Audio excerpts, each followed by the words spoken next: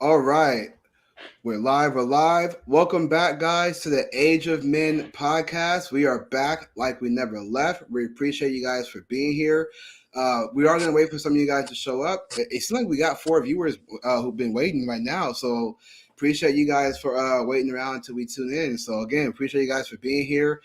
Do hit that like button. Do subscribe if you're not already subscribed. For those of you who make catches in your recommendation, do hit that subscribe and tune in to our podcast, our Age of Men podcast. We go weekly every Sunday, 6 p.m. Pacific Standard Time, 9 p.m. Eastern Standard Time. So we appreciate you guys. Appreciate all the support, whether it's sharing, liking, commenting, all the engagement. It definitely helps out the algorithm. I am today with Julius, and this is my great friend, my brother from another mother, C3 Nick. And we appreciate you guys for being here. So, Nick, what's going on, man?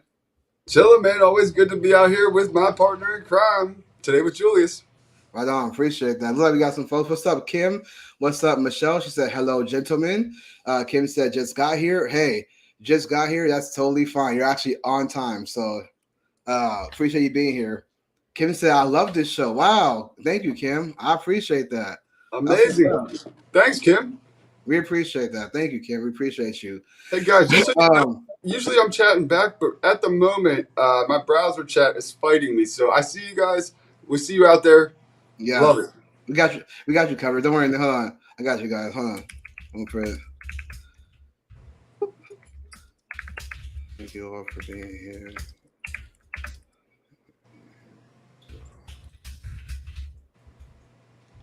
Yeah, see, Julius is getting at you. We won't miss you. Cool. So thank you all for being here. God bless you all. We appreciate you guys. So we definitely got some topics to talk about tonight. So for those of you guys who don't know, the Age of Men podcast, we do tackle things from relationships. We might dip into some politics. Nick has very, very, very good, interesting, some might call it conspiracy theories. I just call it the truth. So definitely we want to tap in when Nick starts talking about that. Very, very great stuff. So Julius, they're conspiracy theories until enough time passes, and then it's fact. Exactly. Yeah, there are conspiracy theories at first because the media wants you to not believe it. Then once they are compelled to force you to tell the truth, then now it's not a conspiracy theory. But then they'll say, "Oh, well, it's because science." They have to keep on saying science evolves or some crazy stuff like that. So, well, you know that the CIA actually popularized the term conspiracy theory in the wake of the JFK assassination in order to dismiss their involvement in the JFK assassination. Interesting. Yeah, I know. So how do you not take accountability, right? Make up something to make people believe. It's a wild world out there. Michelle says it's refreshing to be with others who know there are men and women. Yeah, absolutely. So look, Nick and I, we do our part. We've had experiences. I know it can be anecdotal, but I think we got some. I think we can. It's fair to say that we got some fair insight when it comes to relationships, especially with being the age that we are. Not saying we're too old or nothing like that. I'm just saying we're at an age where we definitely got experience when we talk about these things, because the dynamic right now between male and female, it does seem like there is a.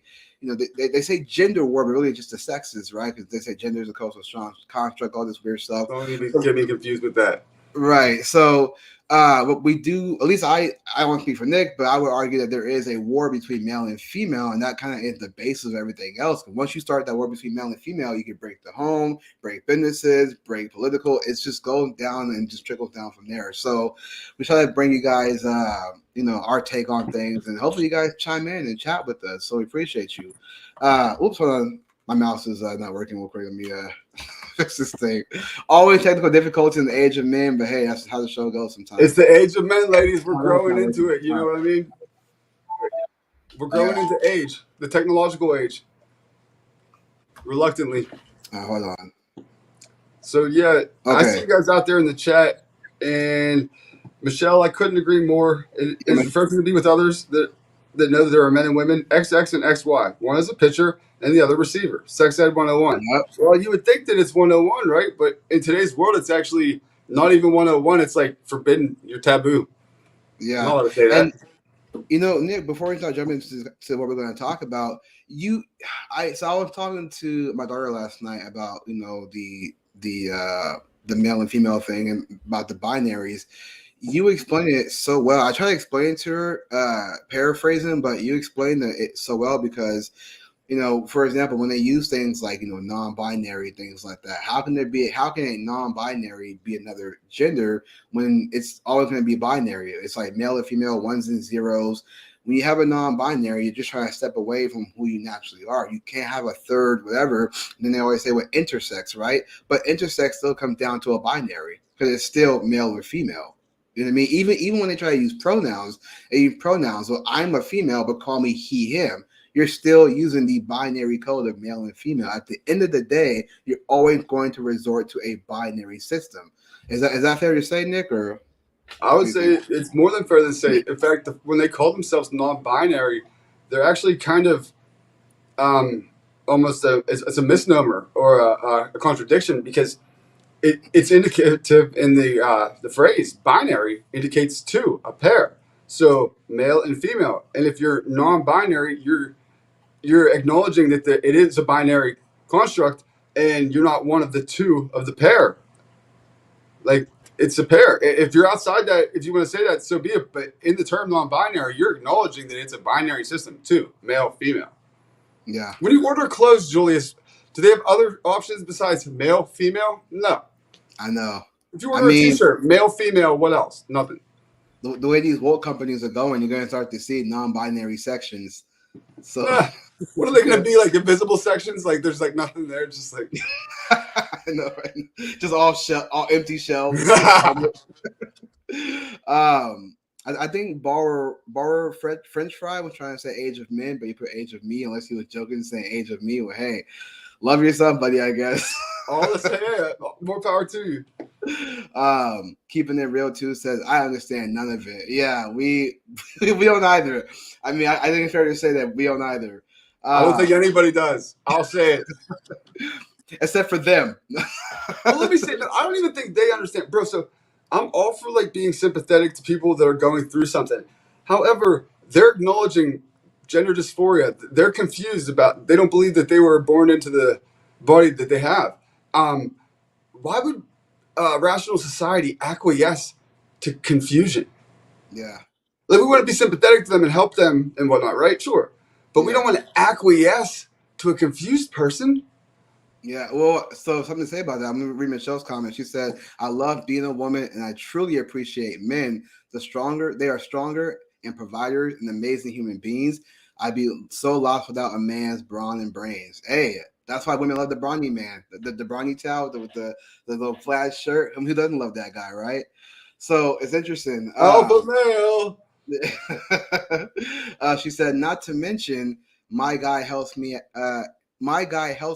out of my head and emotions. That's why we're complimentary, not trying to be this who's greater, superior. It's like we're complimentary in that way. So,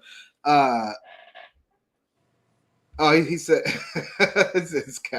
Cass said meant me. Yeah, yeah, that's what I figured. Probably joking. It's the age of me. We got Placer in the house. What's up? What's up? Appreciate you guys for being here. Nice name, Dandelion with the Kenny there. Pretty cool. Appreciate you guys for being here. Dandelion. They go very well. Snow Bunny, Dandelion. Yeah, she's great. She's one of those. She's all of those. Gotcha. Michelle said, I love Mr. Clean too. We got Marky. What's up, Marky? Said, I wish more were like you have, Michelle. Yeah, man. I mean, if we have more women that appreciate men, we could be definitely complimentary in this world. Hey, how many ladies in the chat think Mr. Clean's pretty sexy? Actually, I got a better question. If you had to choose Mr. Clean or the brawny guy? Oh, ladies, you have to choose one or the other. Because both are strong, but it's like, who do you choose? The bald head or the dark hair? Tall, dark, and handsome? Or bald? I don't know. Let's see what we get. Let's see what we get. He ain't dark, I'll tell you that. Light-headed man. Did you know, Nick? Did you know at one point they changed the brawny towel to a female?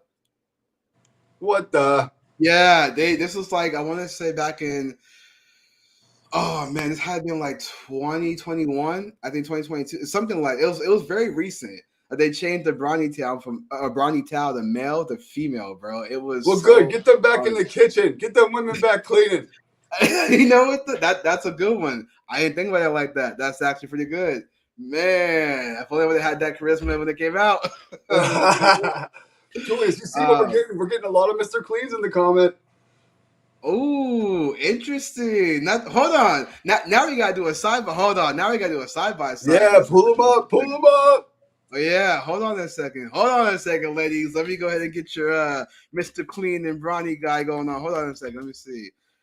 I'm seeing common sense is the definition of sexy. Thank you, Kim. I appreciate that. Mark said, "Boys, this show is much needed. Thank you for what you guys do and keep moving forward." Thank you, Mark. Appreciate you, bro. Big time. We appreciate all you guys, man. We appreciate you guys just chiming in and chatting. We want to engage with you guys because the stuff we talk about, we love to know you guys' take as well. I mean, we have our take, but oh man, okay. So Julius, real quick, Michelle said, "Yeah, I don't know if this is like some sort of like euphemisms or what." But she said, "Yuck, my quicker picker upper is my Brawny guy, but my sparkling clean would be Mr. Clean." Is that euphemism? I mean, I think she's saying she knows which man would take her down.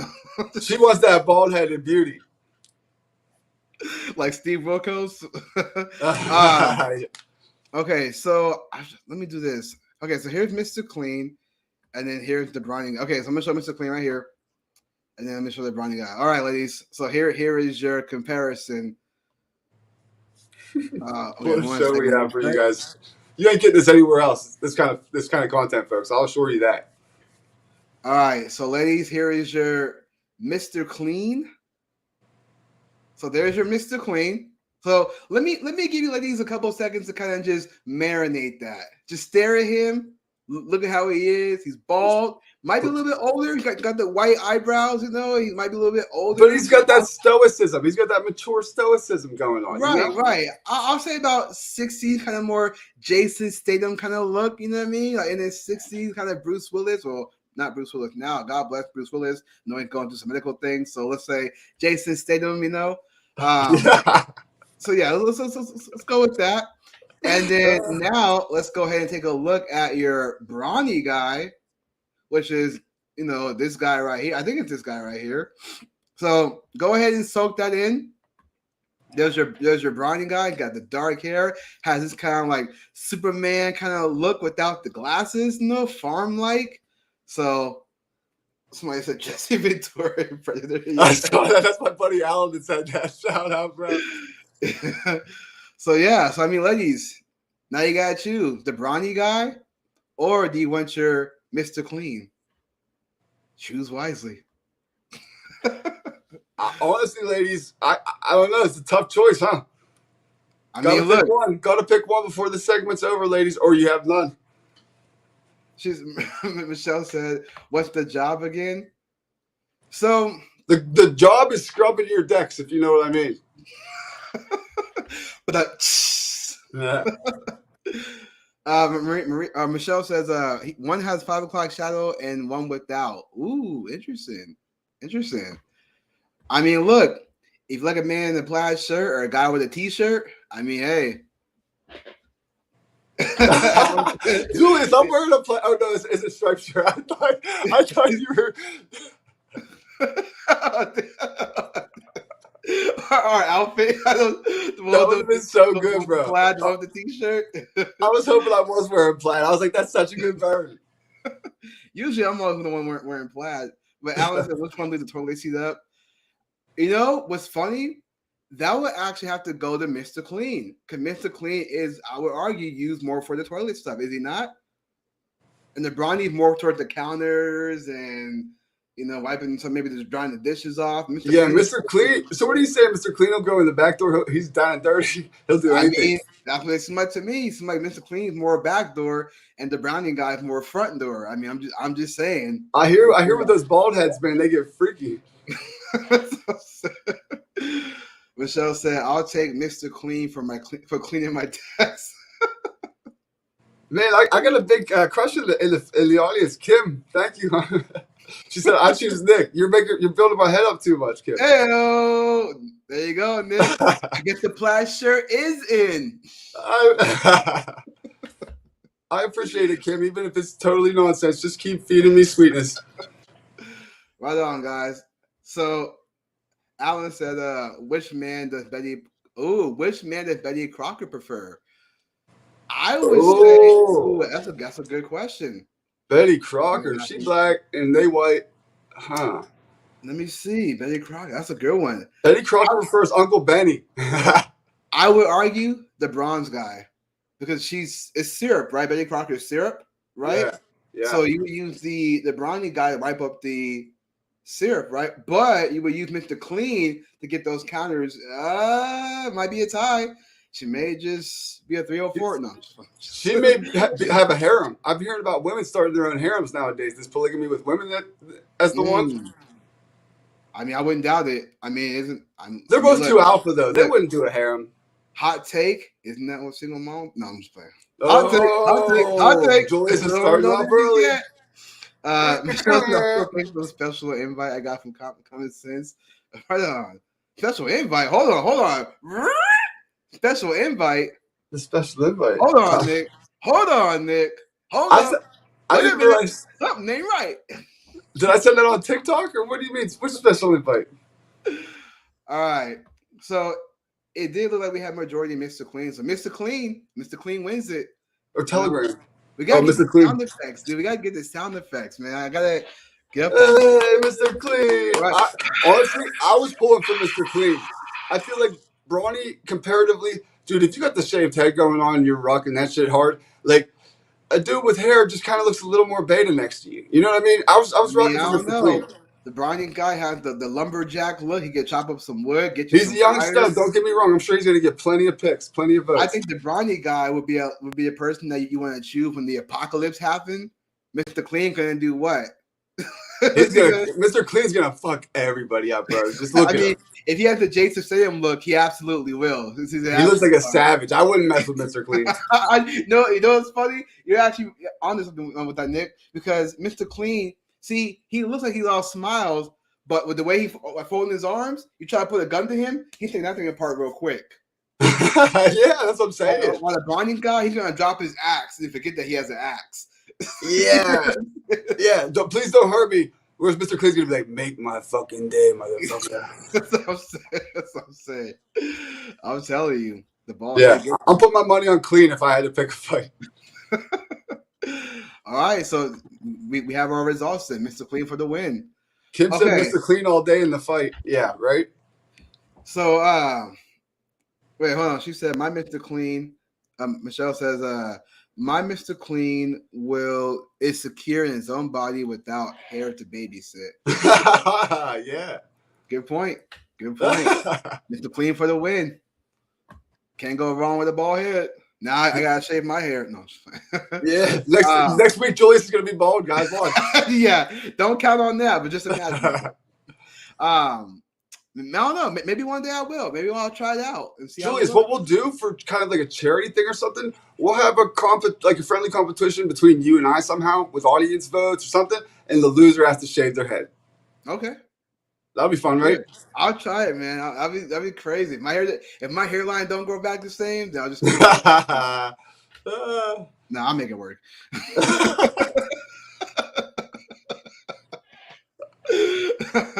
All right, so we want to kind of jump into this story here. Now, mind you, guys, we're laughing, we're joking, but we will going to get a little bit serious. We're going to get a little bit serious. There is this poster I saw online, and it was actually posted by Richard Cooper. Nick, I was telling you about Richard Cooper. This is a guy that's actually he's an entrepreneur. I think he on his YouTube is like entrepreneur with cars or something like that, but from what his description says on Twitter is that guy from videos that unplugs you from comforting lives with cold, hard, and uncomfortable truths. He's also written a book when it comes to like the red pill space, if you will. I wouldn't consider him red pill, but he definitely has the red pill kind of information about the reality of men and women and things like that, and how to get your own money, how to start your own business, your LLCs and things like that. I actually like his content a lot.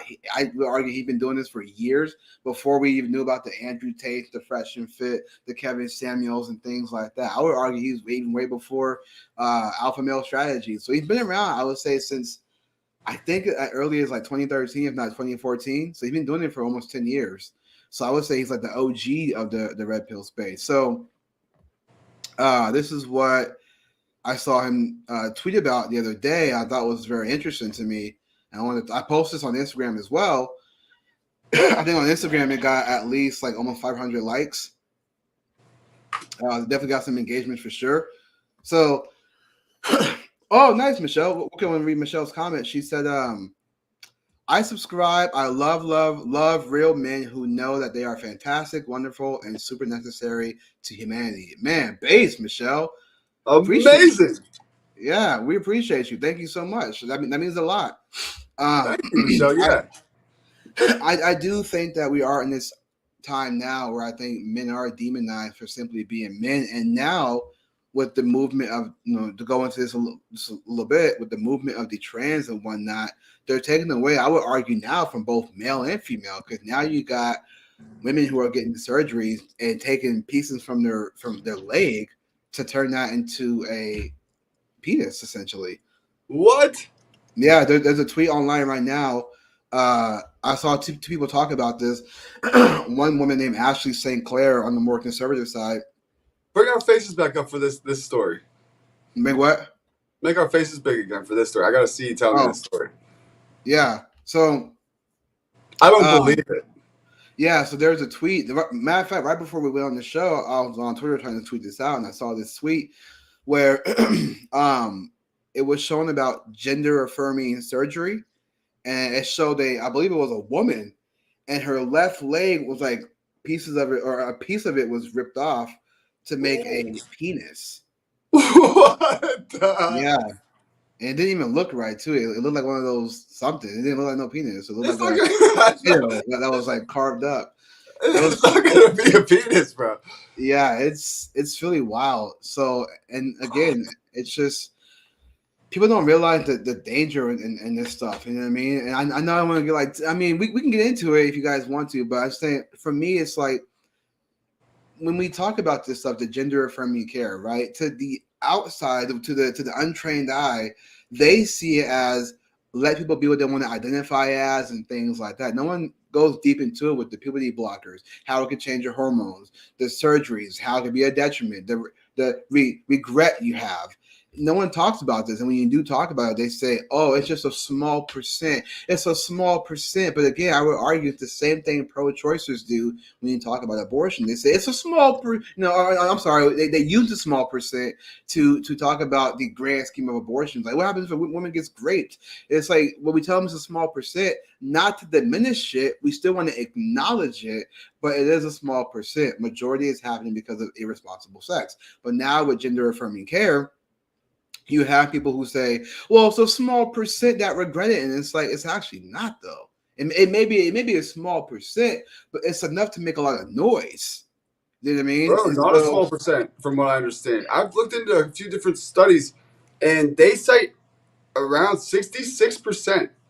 Guys, digest this stat.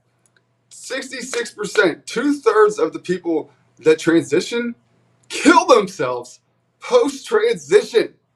Yeah. That means you have a 1 in 3 chance of not killing yourself after you do this. Mm-hmm. Not that you'll even be happy any guarantees of anything, but just that you won't want to and end up killing yourself. 2 out of 3 chance you will. I had a popular video on TikTok. It got banned real fast because it got a lot of heat. Somebody asked me on a live. They were like, "Oh, you sound like you're transphobic," and I was like, "How am I transphobic? That I'm saying that I am all for helping gender dysphoria, which is a mental condition. I'm helping that be treated, but I'm not for promoting gender dysphoria to the mainstream. Like, why would we promote confusion like this? Am I not like for trans people when I am transparent about the fact that 2 out of 3 people kill themselves after they get the surgery? I'm trying to tell that they'll never be able to feel sexual pleasure ever again. They don't start to feel the other sex. Like all these things they should be more transparent about before transitioning these people. Yeah, I agree. And this is the reason why, again, it's not about how you feel, it's about what's real. Um, and we have people in the comments, and we have Alan say, on a live race after surgery are shocking. Michelle says XX and XY, either you're born a pitcher or a catcher. There are super real reasons for that. Absolutely. And that's the thing. It's like we've forgotten why we're even here in the first place. Men and women complement each other, and we're here to procreate. We're here to start a foundation of family so we can raise decent people to become decent members of society so we can build. Michelle said, personally, I am thankful I am not a man. I will be a super awful man. I'm way too moody to survive in the tribe. Leave my butt at home with the babies. Base. Amazing, Michelle. Glad you showed up, lady. You're a cool one. Listen, one of these days, man, we gotta get a panel of women who are out there with a mindset like Michelle, and then the opposite. Women like we gotta get women that love a career, when women love to be mothers, and kind of get that dynamic. I'm down to really have that conversation. Look at Angela's comment, man. Based. All these based ladies showing up for the age of men. She said, yeah, she said, how you feel reflects to reality. It's how you react. We shouldn't dismiss feelings. So I totally get that. I totally get that. When I say how you feel versus how you what's real versus how you feel, there is a difference. But it's not to diminish that. I would argue it's the same thing with the pro-choice. When they bring up what happens when a female gets raped, I don't go, well, majority of having sex, because like I don't do it that way. I understand how they feel about it. I think that the way to address it is not to be disingenuous and act like that's the majority and things like that. If they say what happens if a woman is raped, you just say, well, listen, we got to find solutions and how to help these women out in that time of need. You know what I mean? When that's happened to them. So, and the same thing when it comes to the whole gender affirming care. When I say the real versus how they feel, is that when they feel that they can be something and you tell them what's real, they dismiss what we tell them as real. I've actually saw an argument with a guy named Billboard Chris. He's very against mutilating children, especially at a young age. And so when he's talking to these people and then they tell him, well, they feel like this, they feel like that, and he understands it, but he goes, I get it, but the reality is that these kids are being given hormone blockers at such a young age. It's actually more detriment to their body in the long run. It's not helping, especially when we sterilize these children at such a young age, put them on puberty blockers, then get the surgery, and they regret it and they commit suicide afterwards. So it's definitely, I do understand what Angela, she's not wrong. How people feel, we can't diminish that, but we also got to be real with them in order for them to actually feel the reality. I think we have to navigate, especially women's feelings, in like a sensitive manner, or at least aware of the fact that their emotions are very important. You know what I mean? Yeah, compassion. Yeah. But at the same time, it is important to tell hard truths in ways that are digestible to the people you care about. You know what I mean? Yeah. Mark said, did you see my question? Here, I got it right here, Julius. He asked, when do you guys think the attack on masculinity started to happen? I'm a little bit older, and I started to see it towards the end of Obama's second term, especially if you're a straight male. I know you got to take on that. Go ahead, right? Don't you? No, I mean, not the answer per se, but look, I'll give you my best guess, right? Read his question again so I can answer it properly. Yeah, let me hit you. Hold on. Of course, the chat's fighting me now. Mark, 1 second, bro. We got you. All right. When do you guys think the attack on masculinity started to happen? I'm a little bit older, and I started to see it towards the end of Obama's second term, especially if you're a straight male. Okay. This might be, I don't want to say cliche. It might be a more cop-out answer. I'm not sure which one to call this, but I would argue it started the moment the devil showed up. The moment the apple got eaten by Adam. Yeah. So the moment Satan was opposed to what God was doing, that's when I think the attack on masculinity was. Because again, when Eve ate the apple and then convinced Adam to do the same, Adam stopped believing in his father and listened to Eve. And because of that, the fall of men. Now, I think I do get that story maybe wrong sometimes. I've heard different takes on that, but just from my perspective, I think that's when the fall of man happened, when we stopped listening to our Father, which is God. So, but in society, um, I will say that Barack Obama was one of the first presidents that actually went along with the agenda of homosexuality. Because before that, a lot of Democrats were actually against homosexuality. Hillary Clinton was, Joe Biden was, even at one point Barack Obama was. They all said marriage between a man and a woman. They each have said this on record. So when Barack Obama on his second term passed Proposition 8 to allow homosexuality to same-sex marriage, I think to me, that's when we started seeing more and more come out to become homosexuals. Then they pushed it even further when Trump got in office because they want to, oh, Trump's white supremacist. We got to push our progressive ideas on society. Then you started seeing the transgender, and now you started seeing men start to act way more feminine, becoming, and mind you, Barack Obama called himself a male feminist. He called himself that. It's on record. He called himself a male feminist. Imagine other men looking at that and being like, oh, yeah, we got Barack Obama's a male feminist. He loves women. Now you see a bunch of black dudes, who are now acting more feminine and even just dudes, period. So I'm not saying one man, eradicated the entire masculinity and made them all soft, but that alone could reach to lots of people to think, well, Barack Obama supports women and he's man enough to support a woman. Now you got a bunch of men who are kind of on this feminist side. They go to the protest, they wear the pussy hats, and we know who those guys are. Those guys, I would argue, those guys are anti-women because they're just there to manipulate the women and go, I'm your friend, I'll fight for you because I hope she lets me sleep her. I'm just being weird now, but I'm just saying. No, you're nailing it. You're nailing it. Keep going. Go ahead. No. I could be totally wrong, but again, I'm just kind of being facetious here, but I would argue that my argument would be that it started when Satan opposed God, because Satan was going to, as he said, rob, kill, steal, destroy, and so once he set out on that mission, I think that's when we started seeing the fall of man. Once Adam comes to his father, what's up? Go ahead, Nick. We should bring Angela up. She disagrees with you. It'd be good air. I mean, I'm not here to debate. I'm just giving my if I'm wrong, I'm wrong. I don't mind being wrong. I'm not trying to be Mr. Right all the time, No. I think it'd be good back and forth, and I'm sure there'd be nuance, and we all laugh with each other. But the way I kind of see it is, there's been a war on society as a whole, and that means attacking the masculine and turning it more feminine, and attacking the feminine and turning it more masculine. Yeah. And that's been going on for a while now, my whole lifetime, but it seems to have certainly escalated in speed the past couple years. Yeah. Well, Angela, I'm gonna read you guys' comments too as well. Angela said, "Can't force hoes to be hoes. Can't force men to be feminine. It's a lack of knowledge and direction and leadership." So, right there, Angela, lack of leadership, right?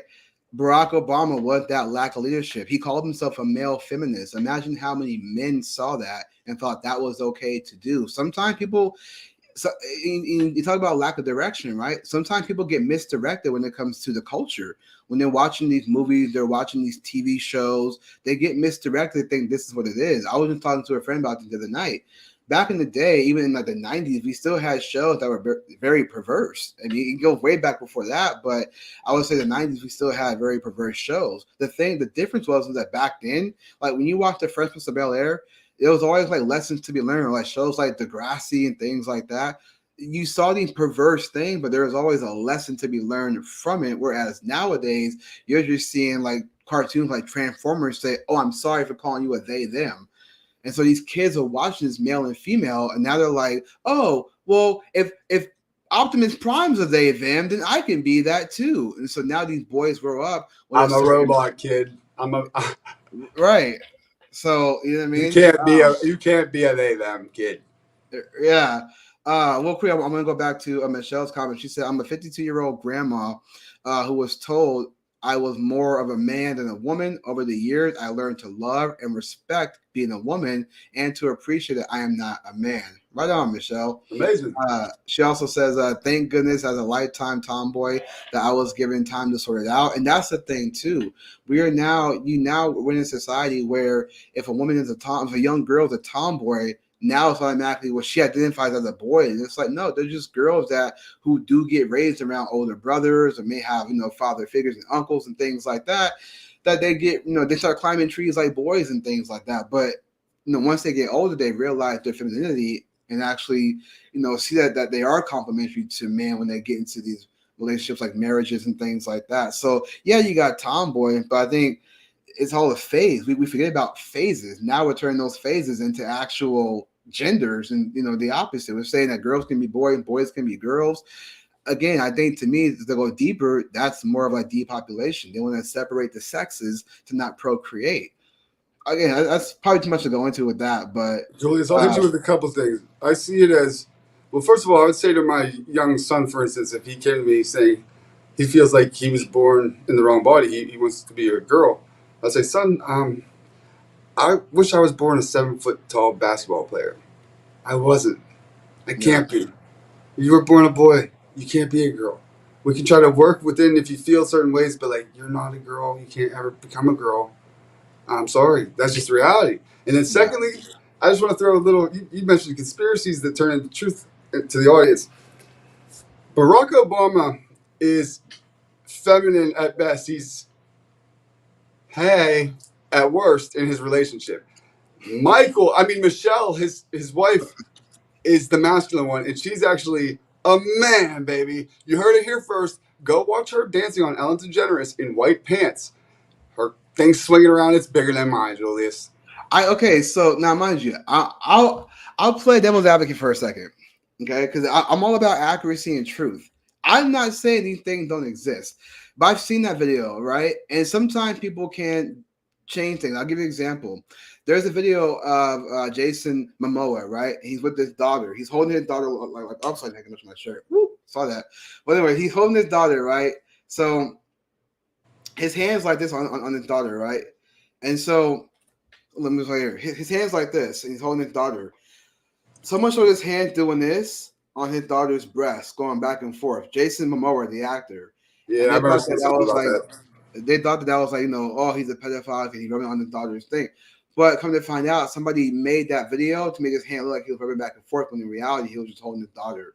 Yeah, you can't trust anything you see on video anymore, folks. Deep fakes are really able to simulate anybody doing anything. That's what I'm saying. So when I saw that video of Michelle, it did look really weird because she was like doing this, and you see her thing going like in and out. So I would argue you would have to go to that video itself on the Ellen video and actually watch it and see if it does it. I've only seen clips online, so I know. Yeah, no, I've seen it a couple times. Like it was allegedly like, well, at least I recall it was on the Ellen website. It looked like somebody showed me at their house, like they just happened to notice when they were watching. They were Ellen fans. They were just like.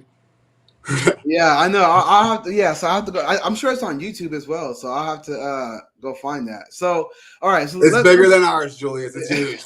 I hope. Oh God, dude. I mean, look. If I'm gonna be a little narcissist, she ain't messing with me, or he ain't messing with me. He ain't touching me. Yeah, she ain't touching I'd me. sooner fight Barack than Michelle. I know, dude. Michelle will beat you up.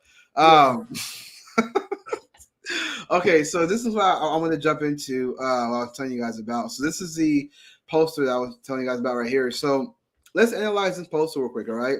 Okay, this is coming from Richard Cooper, entrepreneur, kind of red pill guy, OG red pill. So this poster here, right? This is what his tweet says. They are both drunk, but somehow Jake is the bad guy and she is the victim. This is exactly how toxic feminists teach women they are always victims and aren't accountable for choices. So I wanted to read that and kind of break that down. So when you guys look at this poster here, it says Jake was drunk. Josie was drunk. Jake and Josie hooked up. Josie could not consent. The next day, Jake was charged with grape. Jake goes down for 5 to 10 on a grape charge. Right. So now below that, it says a woman who is intoxicated cannot give her legal consent for sex. So proceeding under these circumstances is a crime. It only takes a single day to ruin your life. Think about it. Be responsible. Look, that's a fact. I heard it. Our friend Rachel reminded me before this that said, he's a retired police officer now, he's very credible. He said that a woman that's drunk can't consent, meaning that if she ever at any other time after that says that she didn't consent when she was drunk, or even that she did, she could charge you and say that she didn't have her full cognitive ability. But here's what I would say to that, bro. Neither can a man consent then, right? That's a double standard. Yeah. Right? So, if he's drunk too, how could he consent? That's why I wanted to break. See, and Nick, I'm glad you brought it up. That's the point I wanted to make, because it says Jake and Josie hooked up. Josie could not consent. How do we know that Jake was the one that could not consent? Right. What if she did it to him? Right. What if she was the one who initiated the hookup? Now, again, the reason why I bring this up is not to so much joke around, but I really want to get serious here, because this to me sounds like false accusation. This sounds like what we've been hearing over these past couple of years with the false accusations, where a woman gets drunk, goes to a park, hooks up, and realizes, oh my God, I'm next to a guy. Did he touch me? Next thing you know, false accusation. Then you get mattress girl. David, why didn't we wear our Believe No Women shirts? Hold on, let me get it. Right, I know. I'm like, where is mine at? Mine's somewhere around here. I think I watched it. It's somewhere around here. We dropped the ball on that one, Julius. But check this out, folks. This is exactly the kind of article why this kind of shirt exists. Okay, there was a campaign that said "Believe all women," right? Ridiculous. Yeah. You don't believe anybody. You believe facts, right? Well, we came up with the idea. Let's make a campaign, "Believe no women." And then when people find that to be shocking and offensive, we'll say, yeah, that's just as ridiculous sounding as "Believe all women," right? Exactly. I'll show you something funny. Hold on. I'm going to show you real quick. So there is this woman who went on the Jesse Peterson show. This was like back in 2019. And she made this campaign song about believe all women. You want to watch it real quick? Oh, I think I've seen it, but yeah, definitely. It's cringe. For the audience at home, we're gonna show you guys this cringy video. It's I want to say it's called Believe Her. I think it's called Believe Her. And listen, I'm not trying to I'm not trying to diminish what actually happens to women. I'm not trying to diminish that. I'm just saying that when you have this thing called believe all women, right? Believe all women in what? Even if she's lying, even if she's not perfect. That's ridiculous. Yeah. You don't believe all women. That gives them a chance to lie. You mean to tell me that women don't lie sometimes? What? Exactly. Everybody lies. Ridiculous. Let me see if I got this right. Suni in the comments, believe no women. That's our girl. Helped us bring the shirt to life. She's the visionary. Shout out to the Suni. Appreciate you for being here. The woman behind Believe No Women, ladies and gentlemen. I'm trying to think where I can find that Believe Her campaign song. Hold on. I think it was on Jesse Peterson's. I know, but it was like so many years. It's a compilation. Maybe the Pussy Hat one. Yeah, folks. Look at everybody commenting out there. That's dope. We see people over in the Discord too. Appreciate you, family. Yeah, we appreciate all you guys. Appreciate you guys for being here. Those of you guys who are in the chat, do hit that like button. It definitely helps out. And definitely comments below. Once this live ends, do put your comment below on what you guys think about what we talked about today. It definitely helps out as well. And share this out on social media platforms. If you have a Twitter, you got a Facebook or Instagram, do share this out and tag our names that you guys see in the corner here at Today with Julius at C3 Nick, and also tag Age of Men podcast. It definitely helps out. We'll shout you guys out. We'll share it. It definitely helps out with the algorithms and whatnot. So appreciate you guys. Man, I wish I knew the actual name of that song, because I know how the woman looks like, but it'd be hard to kind of search through. It's Believe Her. Then search Jesse Lee Peterson or something like that. The song is Believe Her. Yeah, I did. I Believe Her or something like that. No, I'm like, I typed in Jesse Peterson Fallen State, Believe Her song. I know how she looks like too, because it was like some. Search Believe All Women, Jesse Lee Peterson, Believe All Women. Try that song. while you're doing that, Suni, I know you know a thing or two about Michael Obama. I was talking about how she ain't Michelle, she's Michael. She got big old down. Speaking of, trans, we had one in the White House. Our first trans gay couple was all in one. The Obamas 08. Outwardly, by the way, because I could imagine some of the other ones were too. They just didn't come out about it. Like Bush Sr., he seemed like a faggot. You know what I mean? You know what I mean, Julius? I'm trying to look for I was this. just about to try to fuck you up. No, I know. I'm like listening. I'm trying to find this video too. It's like I'm telling you, I know who the woman is. It's just we're not gonna get it right now. We'll have to like land it for you guys another time, I guess. But it'll be well worth it. Good cliffhanger. Or if someone happens to find it, send us the link through Instagram, and then we'll definitely. Yes. So what we're looking for is I believe her kind of like music videos that was made for a song that Jesse Lee Peterson watches it one time. It makes it viral. He like reacts to it. I don't know if you guys can help us with that. That would be dope. I know. Otherwise, we'll track it down for next time. Yeah. So basically, there's this woman where she was part of the whole Believe All Women campaign. She had this song, and she's like, "I believe her," and it's like a bunch of like. It's so bad. Cringe. It is cringe. It is the cringiest thing I ever seen. But it's like it's crazy. So when I see stuff like that, Nick, and I see people, I believe her. I'm like, you have no idea. Like you think you're doing the right thing, but you don't realize that you're buying into this narrative of like believe all women. When the Kavanaugh case, that chick, she lied on Kevin Kavanaugh. It destroys men all the time. These lies, and dude, honestly, it's a movement like that makes me honestly start considering Sunni's freaking repeal the 19th take. Like, dude, we can't have women out here that are encouraging people to just be able to lie about whatever they want and destroy any man they want. Yeah. Men, from what I understand, young men that I talk to nowadays are cautious about even approaching women because if they're alone with them at all, she could say pretty much whatever she wants, and she's likely going to be believed, and he's not, no matter what, and he's fucked. Yeah. Yeah, it's as Brian from Liver Podcast says, it's not safe out there. Hell no, it's fucking dangerous in these streets as a man nowadays. Not from like getting beat up necessarily. We get jumped too, but just from the law.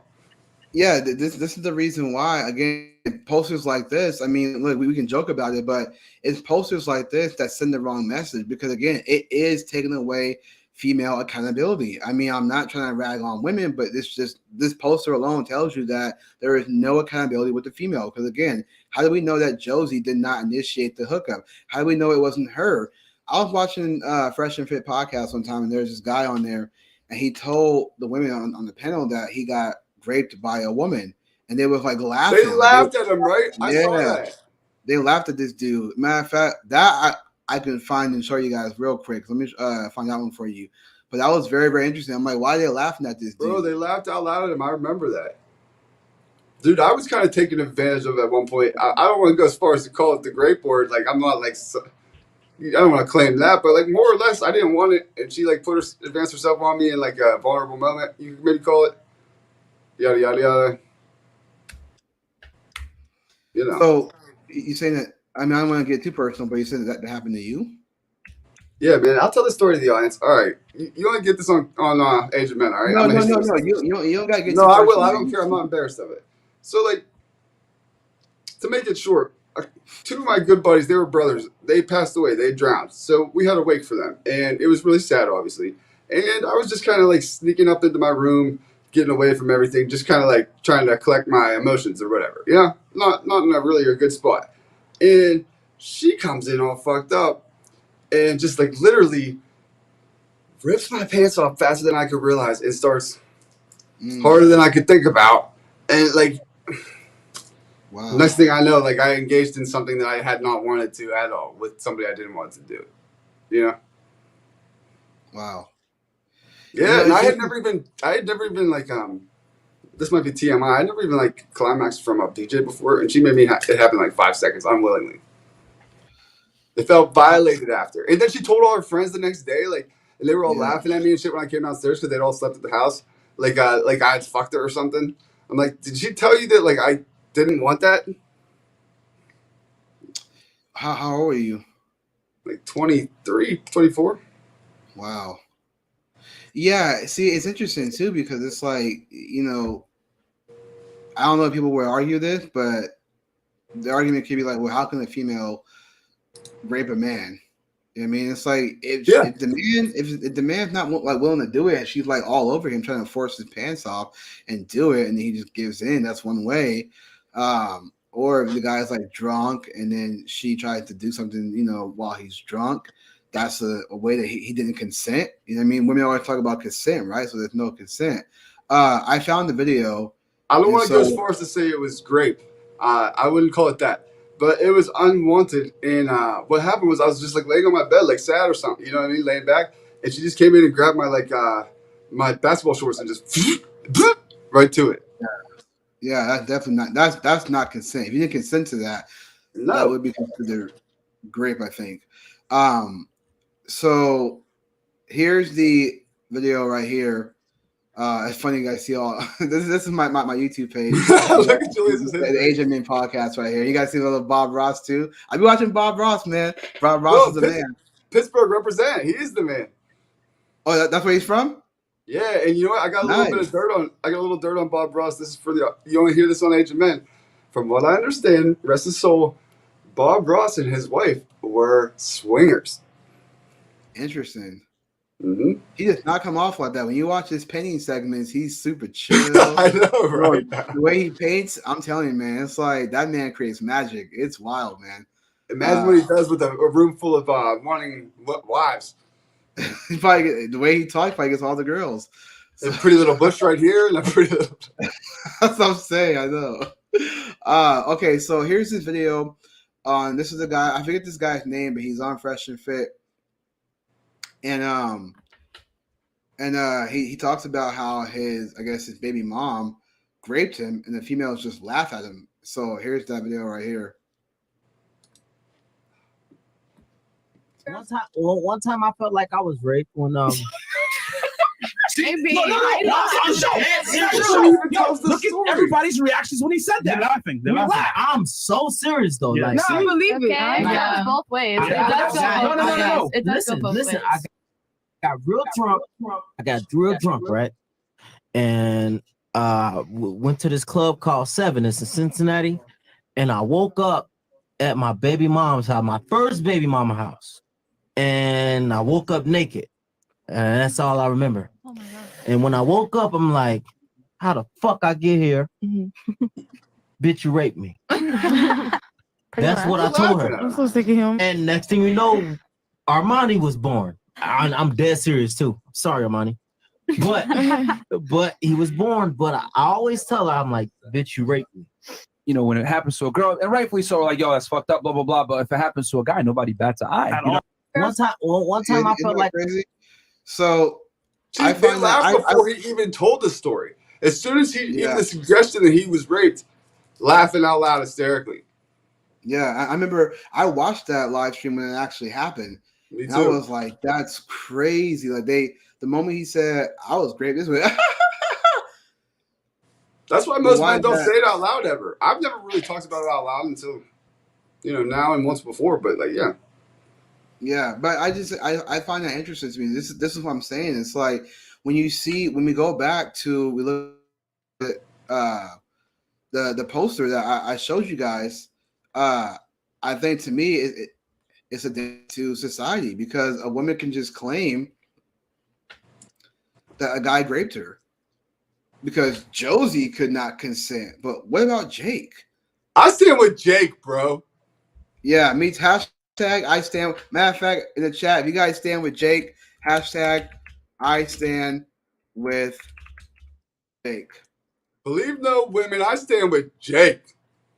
Because Jake should not be the one getting charged, especially if both of them were drunk. This is probably an old poster from like the 2000s. This kind of gives that 2000 vibe, can't hardly wait type of vibe.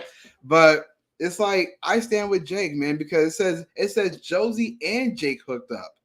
So how do we know that Josie wasn't the one that told Jake to drink. Now, mind you can't force anybody to do anything, but sometimes you're in the moment, you have a drink, oh, party, ha ha, he. Next thing you know, she's like, come to the room with me. He's like, okay. Come do some cocaine with me, Jake, or ecstasy, or something, bro. Or she's like, and the next thing you know, Jake's got a fucking rape charge. Dude, I think Josie set his ass up. I've seen enough vixens in the streets. I was friends with a couple, frankly. I know how they operate. I know how you ladies do, you dirty vixens. I was staying with Jake. Yeah. So I find this poster to be super, super insane, dude. It's like they're blaming Jake for something that he probably had no consent in doing, and then you want to take away the accountability. This is basically saying that women can go get drunk and be irresponsible and not be held accountable for anything. Over here, on the Age of Men podcast, we stand with Jake, okay? Yeah, that's our official take. Jake. We hold both male and female accountable, rightfully so. In this case, we're holding Josie accountable because she too decided to go. No one forced her to go to a party. No one forced her to drink. No one told her to hook up with Jake. She made those choices. Hey, so she should be charged with rape, not Jake. That's what I'm saying, Julia. She's the predator. Look what Michelle said. Maybe Jake came from a wealthy family, and she saw him as a gold mine for future stilettos. Right, right, I'm Michelle. Telling you want that bag, for that Coach bag, that Louis Vuitton. Yeah, bring us back up on camera. I want to see your reaction to some of these things. The comments are hilarious.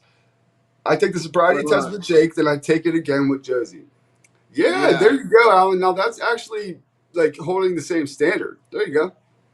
Hold them both accountable. Oops, hold on, not this one. I want to show Michelle's other comment. So that I know men that were raped, some buried it thinking that grape was being sodomized.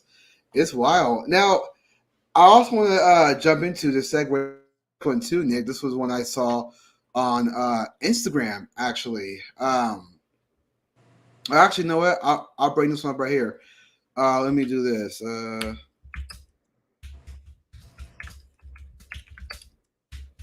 Well, he pulls that up, folks. We're at the top of the hour on the Age of Men. We hate to be a shield for likes and whatnot, but if you can ding that bell down there, get alerted when we go live, push the thumbs up if you like the show. Hell, push the thumbs down if you don't. It'll give us some engagement.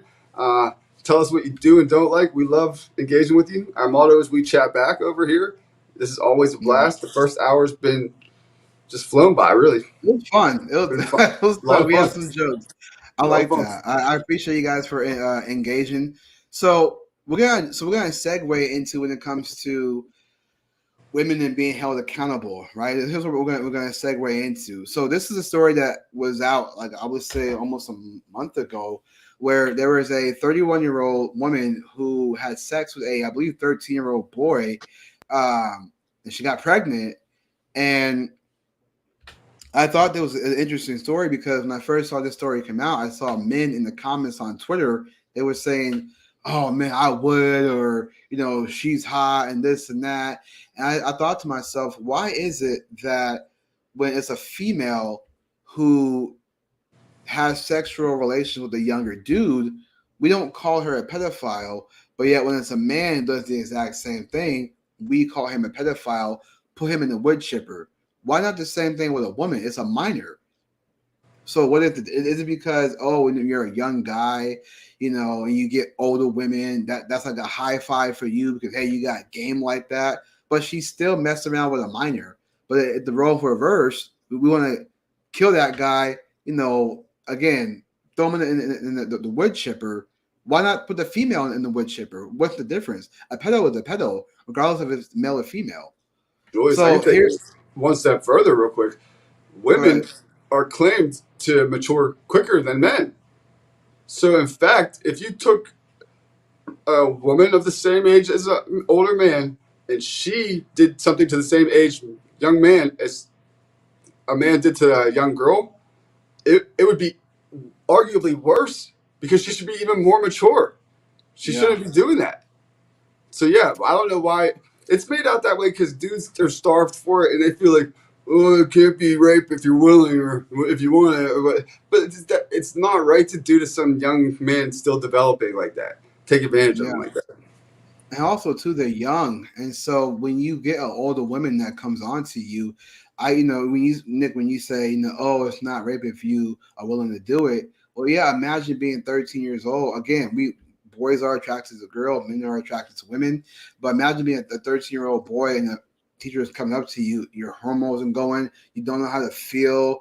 She starts touching you and stuff. Like, yeah. Right. You get aroused and then she starts to touch on you. You may not want it, but it's like that lust starts to come out, like it feels good. So it's like, did you really, were you really willing to do it? Or bro, was that's it just what happened to me with that girl. I understand because it happened so fast, and like you just involuntarily as a man, at least for me in that moment, like it was a reaction that I didn't want it. I didn't consciously choose it. You know what I mean? I didn't want it.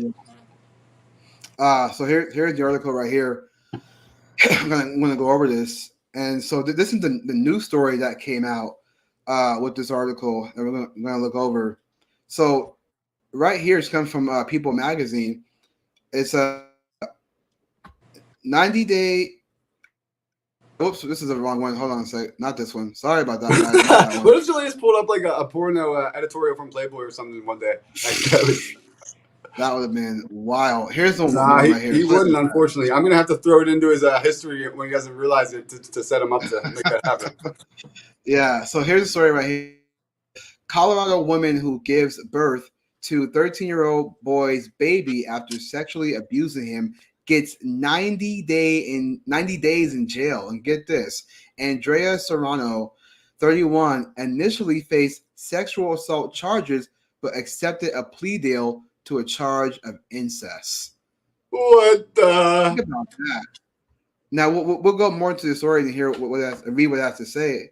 It says a Colorado woman who confessed to sexually abusing a 13-year-old boy and later gave birth to his child was sentenced 90 days in jail. Andrea Serrano, 31, was arrested on sexual assault on a child, but sexual assault on a child by one in the position of trust and sexual assault on a child in July of 2022. The charges were reduced to February to incest after she accepted a plea deal with prosecutors. The deal, which included 10 years to life on sex offender intensified supervision probation, allows Serrano to avoid jail time. She got 90 days, which she should have been facing 10 years? Is that what I'm hearing? Just by copping an incest? So wait, she's related to this kid? What the? That's what I'm trying to figure out. Like, is there a relation, or is she just taking that plea deal? How could you just take it unless there was a relation? There has to be, right? You would think there would have to be something. You can't just say it was incest to get a better deal when there's no incest, right? Yeah. So it goes on to say, however, on Thursday, an El Paso County judge gave her 90 days in jail despite the previous plea agreement. The boy's mother asked the judge to put her behind bars. It sets a bad example for the community. There are no consequences, she told the judge. This isn't right. She needs to go to jail.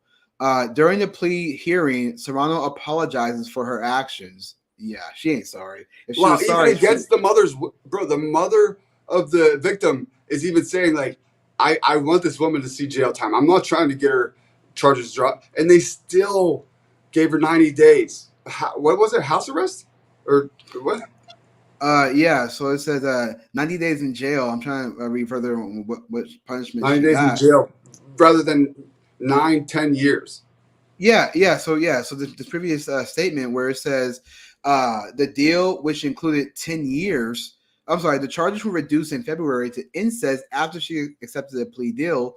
The deal, which included 10 years to life on sex offender intensified supervised probation to allow Serrano to avoid jail time. So she accepted the charges on a plea deal of incest to avoid 10 years to life on a sex offender intensified supervised probation.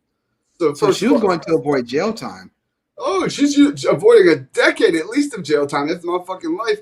How did they allow that to happen? And second of all, I just gotta say, a pet peeve of mine is terrible journalism that leaves obvious questions unanswered. How do you not beg the question, so was the woman then therefore related to this boy that she had sex with? How did she get an incest? How did she cop an incest charge?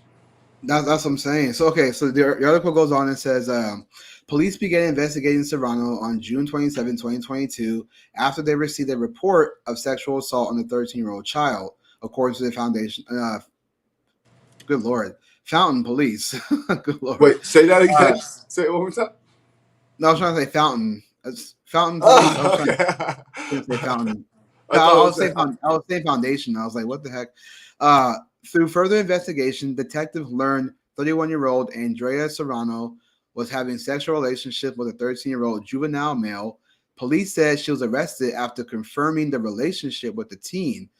And I think that's all it goes on. Who she is related to, evidently. And then you go into investigating that. Come on, journalism. I mean, I'm curious. Yeah, I'm curious to see how the boy looks like, because this is a picture of her right here. And I mean, what relationship? Don't go looking for the boy, Julius. Don't go looking for the boy. You don't want that. No. I mean, no. Yeah. Okay. You're right. Just for whatever's sake. But I'm with you. I'm curious too. I wish I knew what he looked like too. Yeah, let's say that was the case. Even still, it's just gross nonetheless, man. It's like the fact that, and mind you, I posted this on Instagram. People got upset. I can't log into Instagram on Chrome because I'm flat trying to do my password. I'd be forgetting it sometimes. But I will read a comment from the post I did post on Instagram. I think people did feel a certain type of way because of how I framed the caption. So I posted this on Instagram, and my caption was "female privilege?" ? Right? And some people didn't like the fact that I said female privilege. Dude, you asked the question mark. You're just like me. You're a genius. You put that in, just throw the question mark in there. Then they can't assume that that's your take. You're asking. Yeah, well, that's why I asked the question. One person said crazy AF, meaning crazy as F word. But let's not forget statistics class of all men that do this and completely get away with it, with your female privilege comment. And I responded back to that's why I asked, not stated. Who gets away with it? When do men get away with it?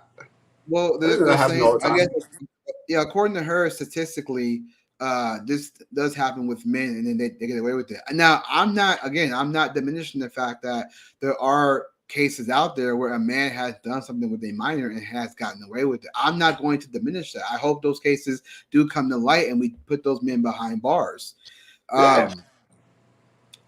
Person wrote this too. Yes, I'm glad he did. I hope they burn in hell. Yeah. And of course, I always gotta get the comments from the pro-black people. One person said, mind you, I put female privilege, not black. I didn't put any race. I just said female privilege ? One person said, show me. This is all from my Instagram. So one person said, show me evidence of a black woman getting away with this crap. Only white people can be freaks and get in with this. Now, this person said only white person, right? Let me. I hope this person comes on to this. Does she look white? No, she looks like Latina or something. Maybe, I don't know. I mean, she might be. That's a strong tan to not be white. With a last name like Serrano, I'm just saying she could be biracial. Who knows? She could be biracial, but nonetheless, this don't look white to me. So, so I found that interesting to me. And then one person said this. One person said, I'm sorry, female privilege.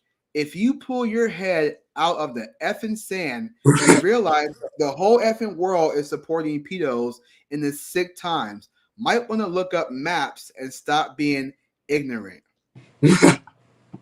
Coming after Julius as always. Did you pull your head out of the effing sand? Question mark.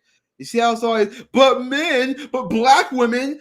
No one what are you guys talking about? We're solely talking. I just said female privilege because she only got 90 days when she avoided 10 years to life. That's a hell of a lot, ask me, to go to a plea deal for incest. Yeah, how is incest a cop that somehow gets you that much better than like sex offender or whatever? That's what I'm saying. So again, if she does have any relations to this kid, that's even worse, because the fact that she's doing this amongst families, that just shows the kind of mindset she has. And again, it all goes back to the home. She didn't have proper parenting, and so she has the type of mindset. But nonetheless, the fact that this woman in this particular case got 90 days to avoid 10 years of jail time because she agreed to a plea deal to be charged for incest. That is insane. That goes to tell you that maybe her lawyer has a sick mindset. Anybody that represented her has a sick mindset. This is what I'm talking about. That's why I said female privilege question mark. But then you gotta jump to the race. Oh, what black woman gets away with this? I would argue there's some black women out there that have done things to minors and maybe gotten away with it, or maybe have gotten less deals. But somebody did say in the comments on Instagram that there are women out there that have gotten worse crimes, worse sentencing than men have. Matter of fact, let me just comment real quick just so I can clarify. This person here, let me see. I think this person was saying they were responding to somebody. And I think she was saying, look up sexual assault cases against children. Most of the time, these people get probation at very little time. It's one of the worst crimes in my opinion. Yet most of them get off very easily. So I think she was talking about men. And then of course, the person who's pro-black jumps in and says, "No, ma'am, it's a white woman. That's why she got away with it." See, this is why people who don't look in the stories. I mean, I know I posted the headline. Maybe I would show the picture. That's my fault for not showing the picture. But at the same time, it's like, bro, take 2 seconds to look up the story. How they know it was a white woman? It fucking wasn't. How about that, guys? Yeah, it's like you jump straight to the race thing. Just on a little side note, this is the problem with people. This isn't the reason why the media can get you so easily, because you come from an emotive response. So they can pull your emotions and you just jump on it and don't take it takes 2 seconds to look up information. We got all the information right here on our phones. It takes 2 seconds to go to your search engine and type in some keywords, and there you go. That's it. So, but I will take the L. Nick, I'll take the L. It's my fault. I should show the picture so that these pro-black people won't be like, and then, but I guarantee you somehow they're going to still associate her with white supremacy somehow. They're going to say, oh, well, she's probably mixed with whites or her father and weird stuff like that. So, he slept with some whites to get where she's at. Yeah, I know. I know. It's like ridiculous at this point. But so I felt that. I felt my share of that on after the Halloween extravaganza with the clickbait, the paint on the face. You know, a lot of people took the bait, but they never clicked. Yeah, you know, and you said something too that like I think is interesting. You said that on your live stream, and I'm correct me if I'm wrong. On your live, you showed your friends actually painting your face black, like on the live. You actually showed this. We were planning it all out ahead of time. It's all there. It's all on the record. Black friends were involved. Like, yeah, but nobody's willing to watch it that hates it. Yeah, and that's the thing. It's like you gotta have the context. I mean, look, every day I'm still learning this, Nick. I'm learning not to just jump on clips. Like certain clips, they're just self-explanatory. Certain clips out there, they're self-explanatory, right? They are. There's just certain clips out there you can watch. So, like for example. Angela, for example. Shout out to Angela, by the way. Angela, thank you for everything. I just want to say shout out to you. Not trying to get into the debate thing. I'm not trying to say you're wrong like that. It's never like that. It's always love, Angela. Always appreciate your take, nonetheless. But even with her clips, right? Her clips, straight to the point. Easy watch, self-explanatory. You get it, right? But when there's like context between multiple people and like a debate or something like that, sometimes when the people do these jump cuts, I don't think it's good unless you're taking out the what do you call that?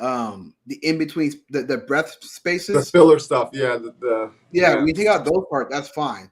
But when it's like a conversation and between two people, and like they cut it a certain way to make one person look really bad and the other person look golden, I like to watch the full context with that. Let me actually show you. This is something we talked about last week, but let me show you real quick, Nick. Let me bring this up on Twitter. So let me see. I'll bring up my tweet as soon as. Okay. Yeah, you guys should check out Angela Knight at Angela.Knight. I think I'm gonna look to confirm that right now. But she's been a guest on here numerous times. We work together behind the scenes. She's definitely a great content creator, and she's gonna give you a fresh perspective of real shit, of real relationship shit. And I actually do. I like her takes because I mean we have our disagreements, I'm sure, but I appreciate the disagreements. If she already disagreed with everything, I don't know, that conversation wouldn't be really great. If you just always agree all the time, you gotta have some differences, and I like differences. You get to hear people's their side of how they see things. It's pretty cool. Yeah, she brings an angle to the space, especially to Asian men. We love to have her on whenever we get a chance, but she brings a perspective from obviously the female perspective that as men sometimes we might not even see at all. Yeah. So here is the video, and we talked about this, I believe, last week. I think it was when Angela hopped on. We talked about Lila Rose and Justin Waller on whatever podcast. They were having this discussion about, I'm guessing, monogamy. So let me show you guys this tweet real quick. And I'm pointing this out to talk about clips real quick. As far as people not actually researching like actual context behind certain things. That's why I bring this up. So here is this video that I saw on social media, and I actually wrote on the tweet. I said I like Justin, but this was an L take until I actually saw it in full context. Now you can still think it's an L take, but I'll show you guys. So this is what I'm talking about here. So here's the video with Lila Rose. Lila Rose is the founder of Live Action. They're a pro-life organization. Lila Rose has been fighting, she's been pro-life since, I guess, she was a teen. So she's been in this fight for well over a decade now. I believe she's like 34 years old. So she's been fighting this for 2 decades now. She was on the podcast called Whatever Podcast with Brian. And she had I guess, discussion / debate with Justin Waller when it comes to monogamy and, giving your heart to just one person rather than multiple women. So that's the conversation we're going to see here. And this clip is like 52 seconds. But when you watch this clip, just watch it how it's edited and things like that. So here's that clip. Can I ask you one more question? Fire away, honey. Okay. If you have only one place in your heart for one woman, or you want to have one woman in your heart, I think you said, why don't you just commit to one and choose to be faithful to her? I'm just not wired that way. I spent my whole 20s trying to fix myself. I thought You're a man of self self-control. You work out, you do business. Yeah. You can possess your own power and direct it the way you want to direct it. It's not how I am. Do you think that might be a limited mindset? I think it's none of your but I don't want you to think I'm triggered by you. I'm not. Okay. I saw somebody say that, and I think that's interesting. I think you're annoying, but I'm not triggered. You know what I'm saying? No, you are. You're annoying in like this type way, and that's fine. I'm going to live my life on my terms, unapologetically, like truly. So you can ask me this 85 different ways. Mm-hmm. At the end of the day, I'm going to walk out of here the same man. Can I ask you? Now, real quick, Nick, before you go into the other video, when you watch that clip, you what's up, Jules? We got Jules in the chat. What's up, Jules? I appreciate you for being here. So when you watch that clip, Nick, you see it, right? And you think, okay, Justin maybe took an L. Justin's an entrepreneur. I think he does like construction. I think he does speak on the red pill and relationships and things like that. He's friends with Andrew Tate. He's on this game because of Andrew and what's the other Tate brother? Tristan Tate. They're all friends in the group or whatever they're in. Yeah. So he's on that level. He's pretty high up. He's making a lot of money. Exactly. So when you watch that video, you see it as like a L take, right? Because he's answering her, but he's like calling her annoying, kind of using like these personal attacks, and he's like, it's none of your business what I do with my life and this and that. And it comes off like he's triggered by what she's asking about. It's being framed like she's super chill, like just like really calm and getting the best of him, and he's totally taking the bait, triggered by it. Like, yeah. And we fell for that last week, right? We fell for it because we took it out of context like that, kind of. Well, right. And I'm not saying that this is like totally, like not an L take per se. But when I did watch the full 4-hour podcast, man, I have 4 hours to kill, I guess. I did watch the full That's what podcast. He does for you, folks. That's what Julius does. He does the homework. I tried my best. Right now I'm actually watching the so I can't find my Communist Manifesto book but I can't find it.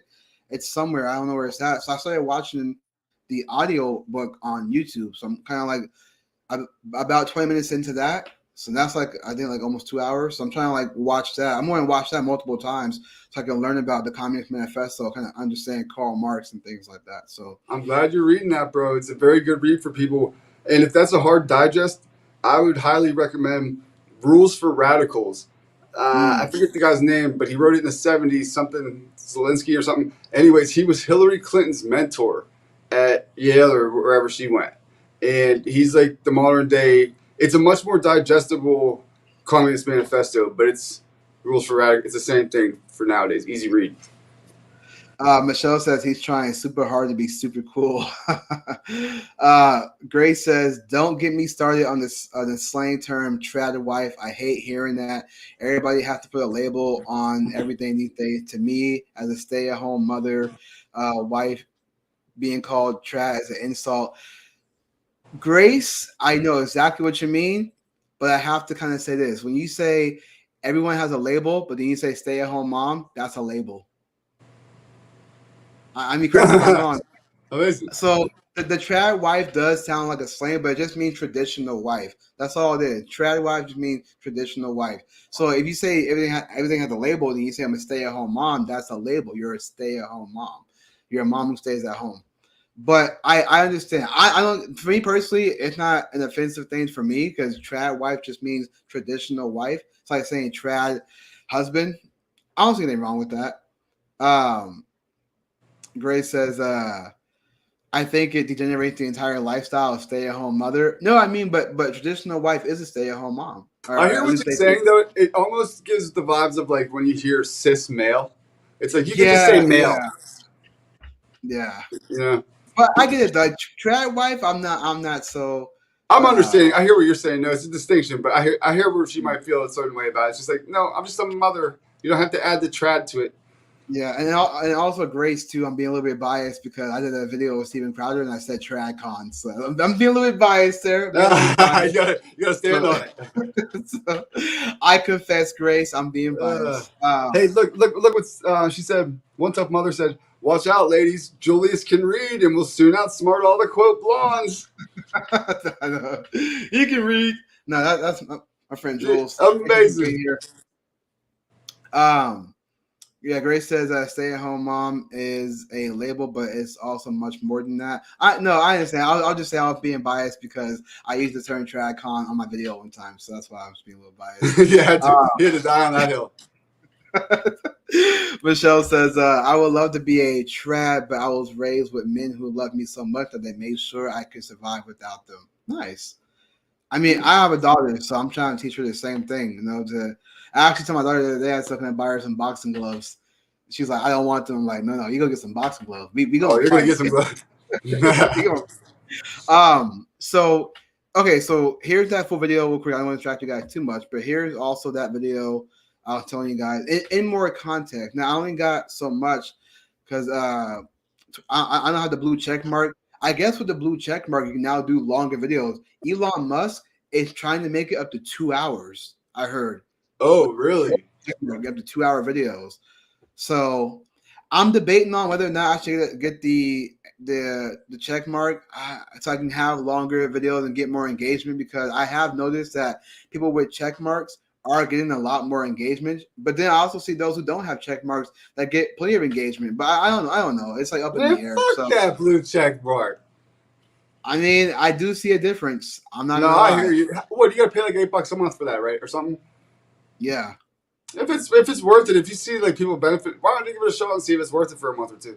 Well, and somebody made this point too. Somebody said, to paraphrase, they're basically saying that they understand why people don't want to get blue check marks, but if you're doing business, then it's good to get a blue check mark so you can get more engagement to promote your business. So from a business standpoint, I do understand getting a blue check mark. No, to be real, I actually understand why, or what Elon's angle is with what he's doing with the blue check marks. He's trying to do it to get rid of bots. First of all, you pay $8, you can essentially get rid of bots having that feature. They'll go. I'll go to the bottom of the list, and then you're verified for what he's like for the price of a cup of coffee, and it'll help us like keep the people who actually like real and not fake content and shit. It's important. So yeah, I understand. So here's that video in full. At least the more context behind what went viral. Do you want to pull up full screen, Julius, so they can see it better? Like we don't have to be seen necessarily because it's kind of small. That's what she said. I wonder if this helps. Does this help? Oh yeah, that's much better. Okay, yeah. That's why I like Chrome, because Mozilla Firefox, you try to go full screen, it does this little blurry stuff. And Chrome's a lot better, bro. Like if anybody doing like podcast with StreamYard, use Google Chrome. I think it helps, or the Restream that helps as well. Okay, so here's that full video right here. If you have a place and only one place. Can I ask you one more question? Fire away, honey. Okay. If you have a place and only one place in your heart for one woman, or you want to have one woman in your heart, I think you said, why don't you just commit to one and choose to be faithful to her? I'm just not wired that way. I spent my whole 20s trying to fix myself. Thought something was You're a man wrong of with me. self-control. You work out, you do business. Yeah. You can possess your own power and direct. It's just not how I am. It's not how I am. You think that might be a limited mindset? I think it's none of your business, but I don't want you to think. You can tell he can't stand this fucking bitch. I saw somebody say that. That's pretty cool. Annoying, but I'm not triggered. You know what I'm saying? No, you are. You're annoying in like this goody two shoes type way. No, he's being very indignant about it. I'm going to live my life on my terms, unapologetically, like truly. So you can ask me this 85 different ways. Mm-hmm. At the end of the day, I'm going to walk out of here the same man. And any woman in my life that you either accept that or leave, and that's not a threat. That's, hey, this is what I offer. If that works for you, okay. If it doesn't, you can go. There's plenty of people that are in hot wife relationships. They're swingers. They're gay. None of those people get questioned the way I do. Yeah. None of those people get questioned the way I do. I'm one of very few men that can actually come out and on the top of my head, there's probably a handful. The Tate brothers being some of them, and then a couple of my other friends that can actually openly say, this is how I'm going to live. I'm going to live on my terms. And guess what? Women don't leave us for it. I cannot think of a woman that has left me over telling them that. Yeah, some women like that. Yeah, some of them are like, oh my God, that's so sexy. So no woman wants a man that other women don't want. And by and largely, I think that women are attracted to it, that little bit of dread in them, that little bit of competition. And I don't mind providing that atmosphere for them at all. And I'm not sorry. So can I ask one more question? Fire away, honey. So do you kind of see the context behind that, Nick? Like, do you see where he was going with it now? Yes. Because see, this is the reason why I think context is important, because you watch the 52-second clip and you're like, oh man, because even I said that was an L take on Justin, which the answer I was arguably say it was, but at the same time, when you understand now what he's talking about, you don't have to agree with it, but he's saying that the lifestyle that he lives, some women may end up liking that. They may think that that's actually attractive, that he can maintain multiple girls and still have his business and things like that. This polygamy thing is not for everybody, and some people like to be on. They all think it's awful until that dude actually approaches you seriously offering it. That's what I'm saying. His response saying that, it's none of your business, you're annoying, that made him look like, beta, personal attack. But I think he was pretty chill, all things considered. She was probably getting on his fucking nerves the whole time, making little. No, she wasn't though. No, I watched the 4-hour thing. Oh, so he just called her annoying, kind of like that, for no real reason. Yeah, it was just on that topic that he was saying, because he said, I think either prior or afterwards, that he doesn't like to promote that lifestyle.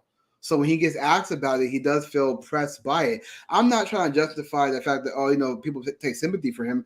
I'm just saying that, like, he even said, if you watch more of the, not you, but those who will watch the rest of the podcast, he said that he doesn't like to promote it. So when he does get asked about it, he does feel a little bit pressed, because he doesn't like to talk about what he does. Because again, it's nobody's business, right? And now people on the right, we always talk about, do what you do behind closed doors, it's not anybody's business. What I do is not your business. We always talk about that. So then why now we want to press the fact that if this guy has monogamy, why press him on the situation? I mean, again, it's good to have dialogue. It really is. But I think that when we sit here and talk about we want our freedom, want the government to stay away, want folks to be out of my business, it's your business, right? Do what you want.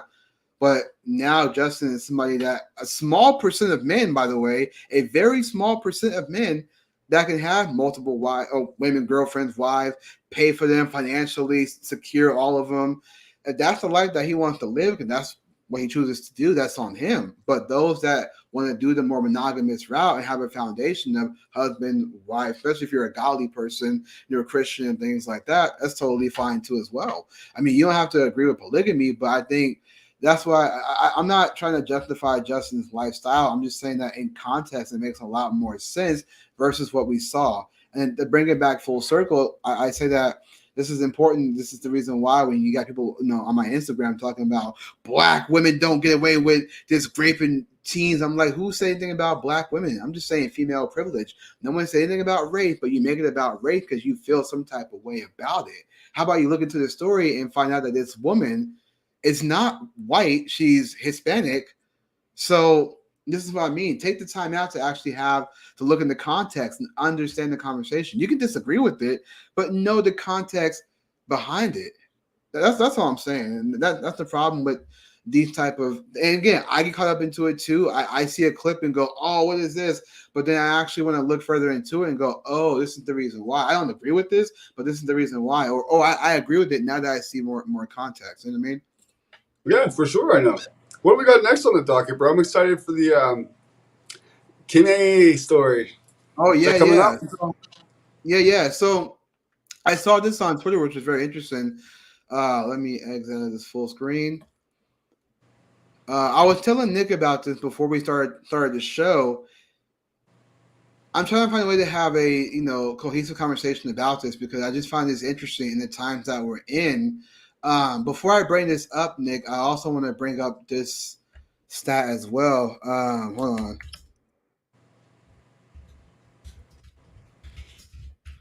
Just so we can tie this in. I'm not just at least for me, I'm not just talking out of my butt here. You said what? I believe this comes from. Yeah, so I'm going to pull up the Pew Research. Okay, so I saw this article and I was telling Nick about this, and I found this pretty interesting to me. This is from Twitter from Daily Loud. Daily Loud is cool. They do some great reporting, but they're also, I think they're liberal because I've seen some things they said that was kind of like, this sounds like a liberal owns this company. But nonetheless, I appreciate Daily Loud for the reporting. So this is a report about Kim Kardashian. And this is full screen, by the way. I'm trying to make this as full screen as possible. But this is a report from Daily Loud. It says Kim Kardashian opens up about the struggle. I'm sorry, yeah. Kim Kardashian opens up about the struggles of being a single parent. And she says, in a quote, "There are nights I cry myself to sleep." So with more context, it says in the upcoming podcast, Kim Kardashian spoke about what she thought parenting would be like before they had kids and how parenting is like for her now. She agrees that when you have kids, days are long, but the years are short, describing it as the best chaos, Kardashian said. And this is how she talks. So, like, when you're in it, I mean, especially when they're babies and they're feeding, there's a madness going on. It's like full madness. I don't know if that's how she talks, but she that was perfect. So the Kardashians star. One of these days I gotta practice on my voice acting and do like Kim K. Do Bruce Jenner as the woman. My name now is Jenner, and I transitioned to a woman because I knew it wasn't who I really was all this time. No, I don't know if that's how he sounds. How about Kanye? Do Kanye. I can't do Kanye. I'm just kidding. I can't believe you did Bruce for me, man. You're the man. And he did Bruce as male. He did before he became... my only Kanye is like, how, Sway? How? That's all I can do. But most famous one I always do is the Trump. I always say, Trump excellent. Twitter, Trump loved the Age of Men podcast. No one else can tell. Come up full screen when you do this promo. Like Chicken Julius. Do this on the full screen, Julius. Do your Trump promo on full screen, bro. Hold on. So I gotta do the Trump. I gotta say, and now, ladies and gentlemen, for the Age of Men, the 46th president of the United States to be Donald Trump. Thank you, America. I was supposed to be 46, but we had a rigged election, very rigged. They know it. You know it. The media knows it. They don't report it. But I was supposed to be the 46th president, but thank God we got the Age of Men. We got Nick. We got Julius. Thank God. Look at my African American over there. Isn't he the greatest? No. Thank you, Mr. President. This has meant the world to us. Your African American does appreciate it as much as your white man. He's very good. He doesn't come from a third world asshole country. He's very good. He's a very good guy. I'm gonna give him his platinum card. I'm gonna give him his platinum card. You know, he's doing a little platinum deal with blacks. I love my blacks. No, but okay, but anyway, so this. Hey, one tough mother said, "I got to see more hand gestures."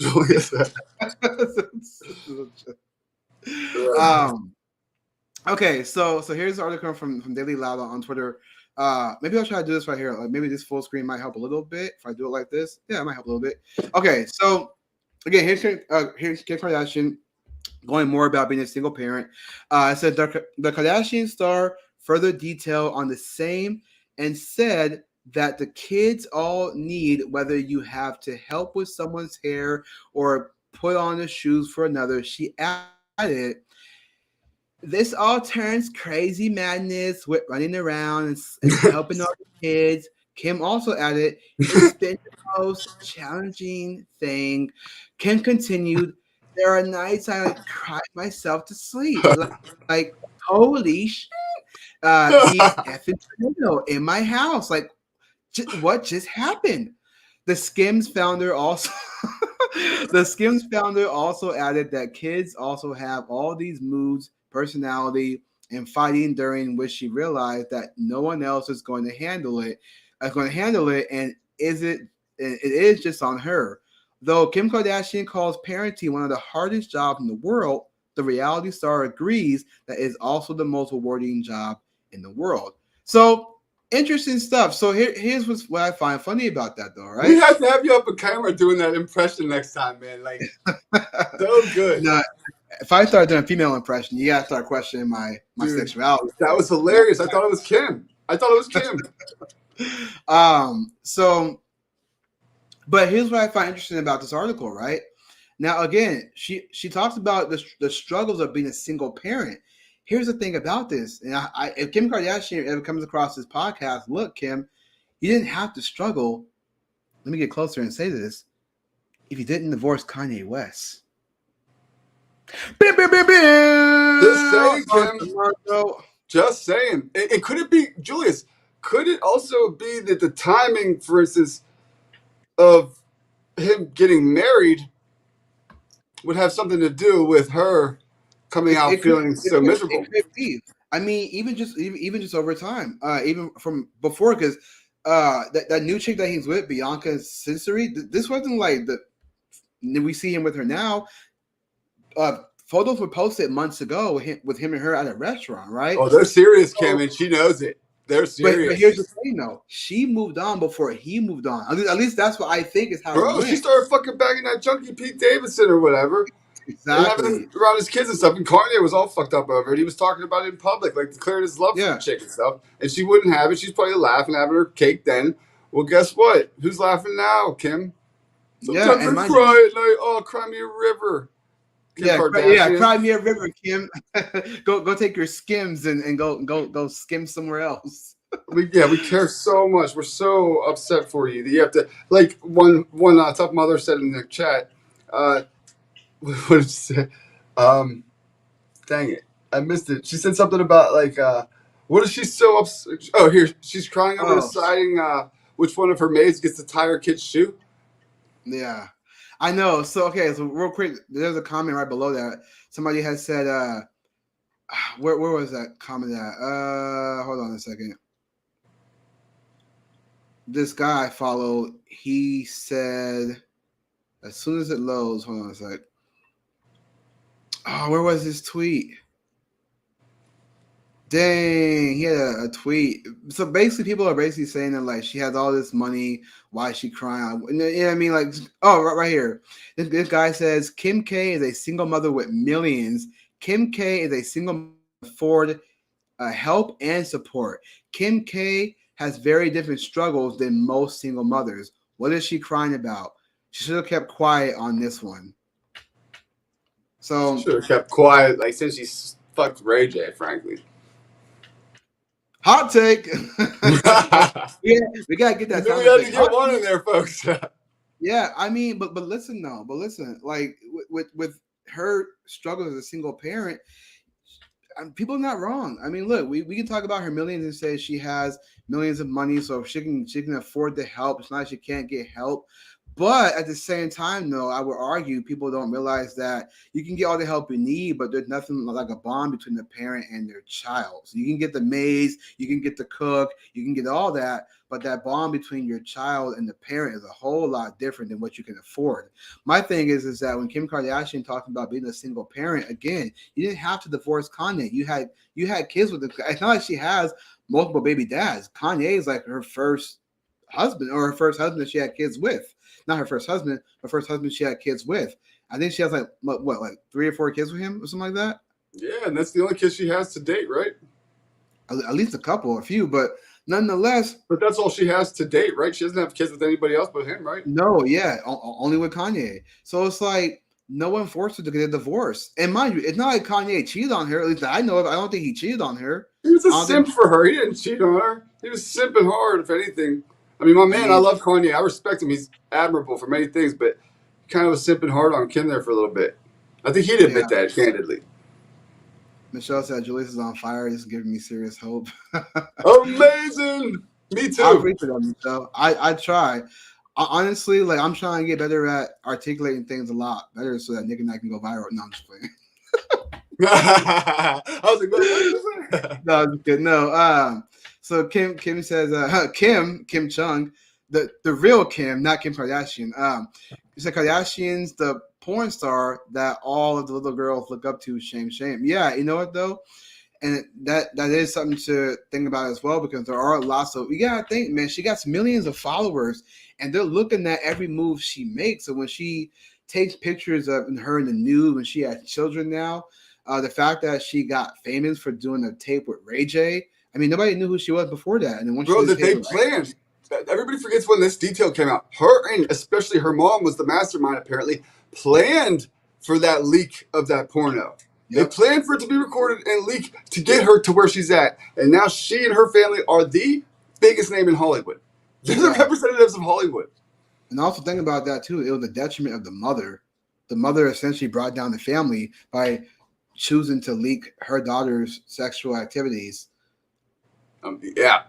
That's wrong, dude. Like, I mean, Kim might have forgave her mother, but at the same time, it's like, and then Kanye at one point was able to get all of her sex tapes that were sold around the world, I guess, brought them all back and showed her that, listen, I got all the sex tapes that's out there being sold. I got them all here for you. And I'm like, yeah, I get that, but it's her mom's fault for leaking the tape in the first place. Her mom is the reason why Kim is considered a hoe. Well, that's what Kanye evidently didn't quite realize until it was too late, is that, bro, you can do all the damage control you want to in the world. When the mother and her are in on the damage that they're doing on purpose, you're not going to be able to stop it, bro. Yeah. Grace says, just give the children their Balenciaga toy. That'll make them happy. Hot take. I know. And then hear about the whole Balenciaga thing, the BDSM. Crazy stuff with that. Michelle says, let's not forget to clap for the woman of the year. Yeah. Bruce / Caitlyn Jenner, SMH. Yeah. That's with a clap for the 2 middle fingers. There you go. And then Joel says, I guess this answered the age-old question we're wondering: can a fake broad shed any tears after all that plastic surgery? Hot take if I ever heard one. Hilarious. I know when she sheds tears, it's not tears. It's nothing. It's silicone. More silicone. Yeah, it's plastic tears. It's robot like tears. She sticks them on and then goes. I am crying. Robots. One of these. Michelle says, if you were stuck with those WTFs, no wonder Bruce said F and decided to run with Women of the Year in that pack. I mean, if you think about it, though, a lot of men who have dated the Kardashian end up going crazy. I mean, look at Lamar Odom, the basketball player. After he dated Khloe, I believe, like he went to drugs at one point. I think he cleaned up now, but it's like, geez Louise, pal. Like, what were you going through? Like, how much mess can one woman bring? I mean, as they say, hell have no fury, right? Hell have no fury. Kardashian hell that we can't even imagine. Julius is what he was going through. Yeah. Kim says, I'm sure she has all the help in the world. She does. Except her husband. Right.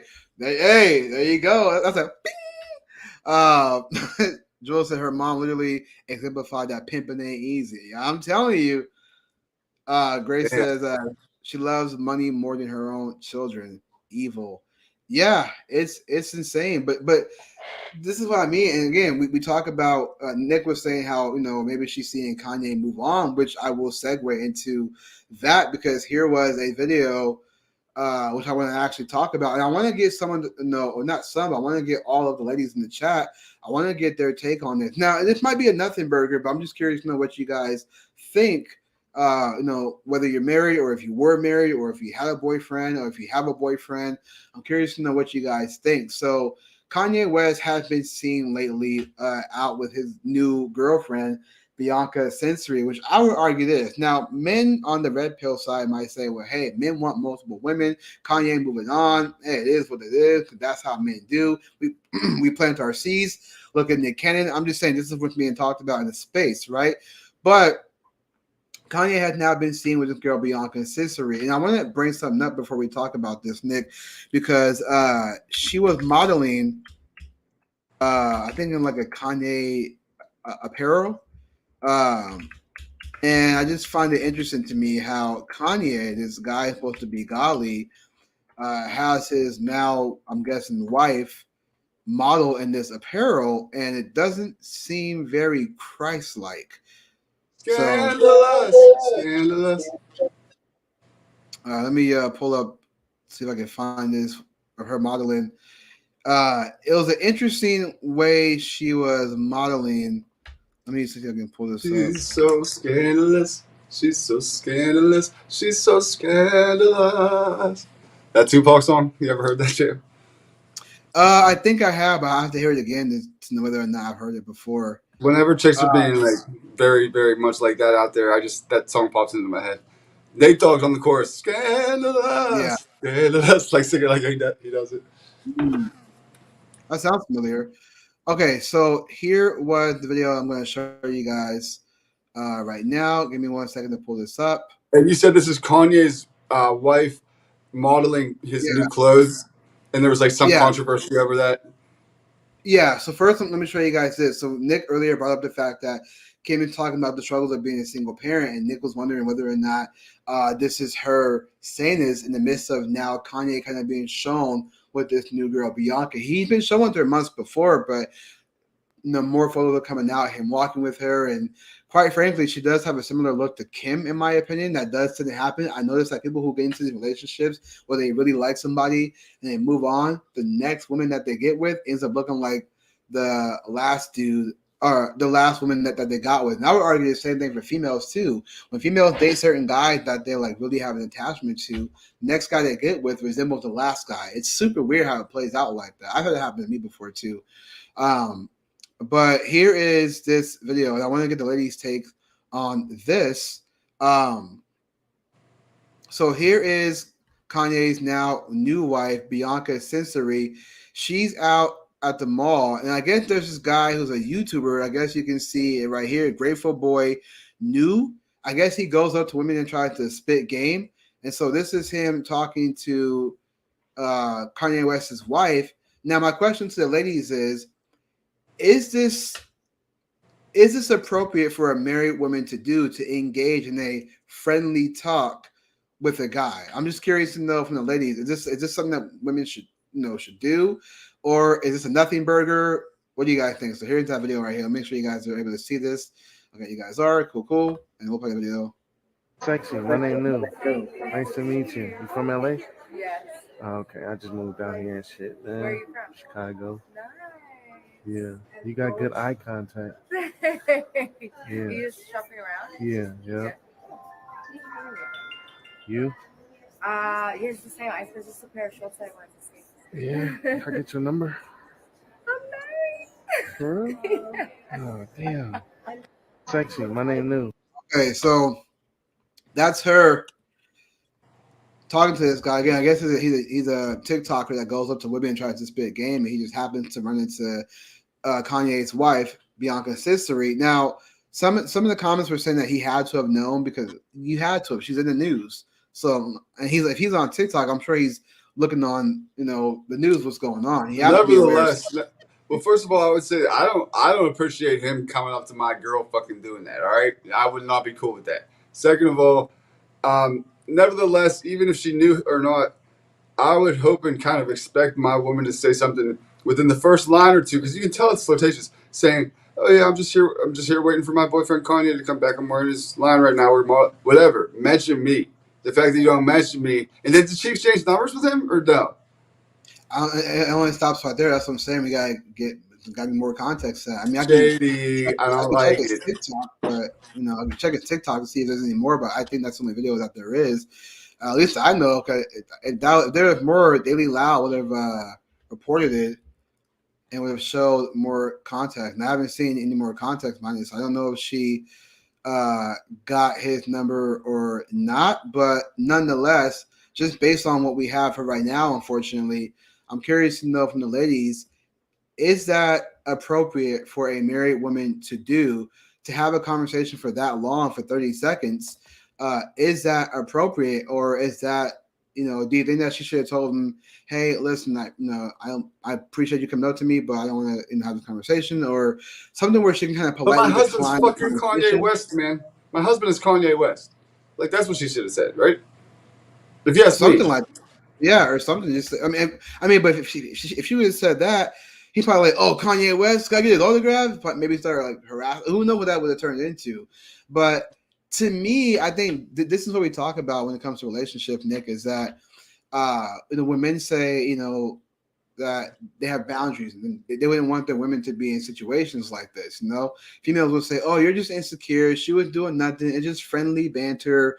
As always, he's just a friend until he becomes daddy in the bedroom. So maybe a hot take there. I don't know, but I'm just saying. You're dead on. You're dead. No. Women need to know this.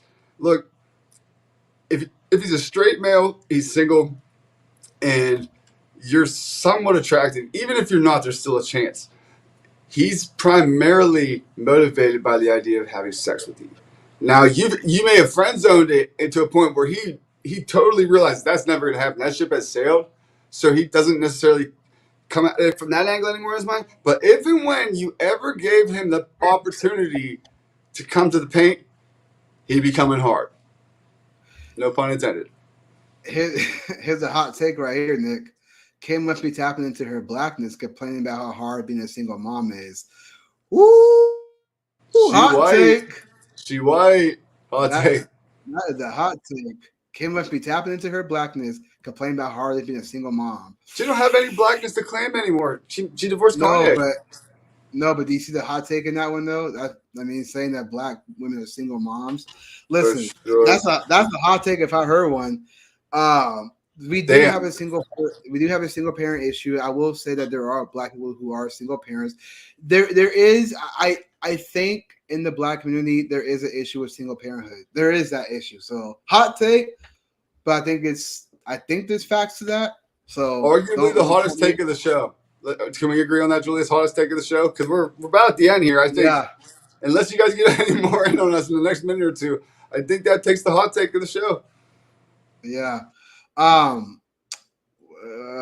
me see. I'm gonna read this comment here. Going along with some random guy flirting with you, and you're married is a big F to the nah. Yeah. Thanks. Yes.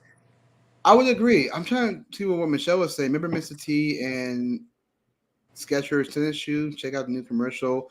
Only the T in Skechers is Mr. T. Makes me want to watch. Oh, okay. It's just right now. Okay, got it. Michelle trying to derail the conversation there. No, she said sorry, not trying to derail.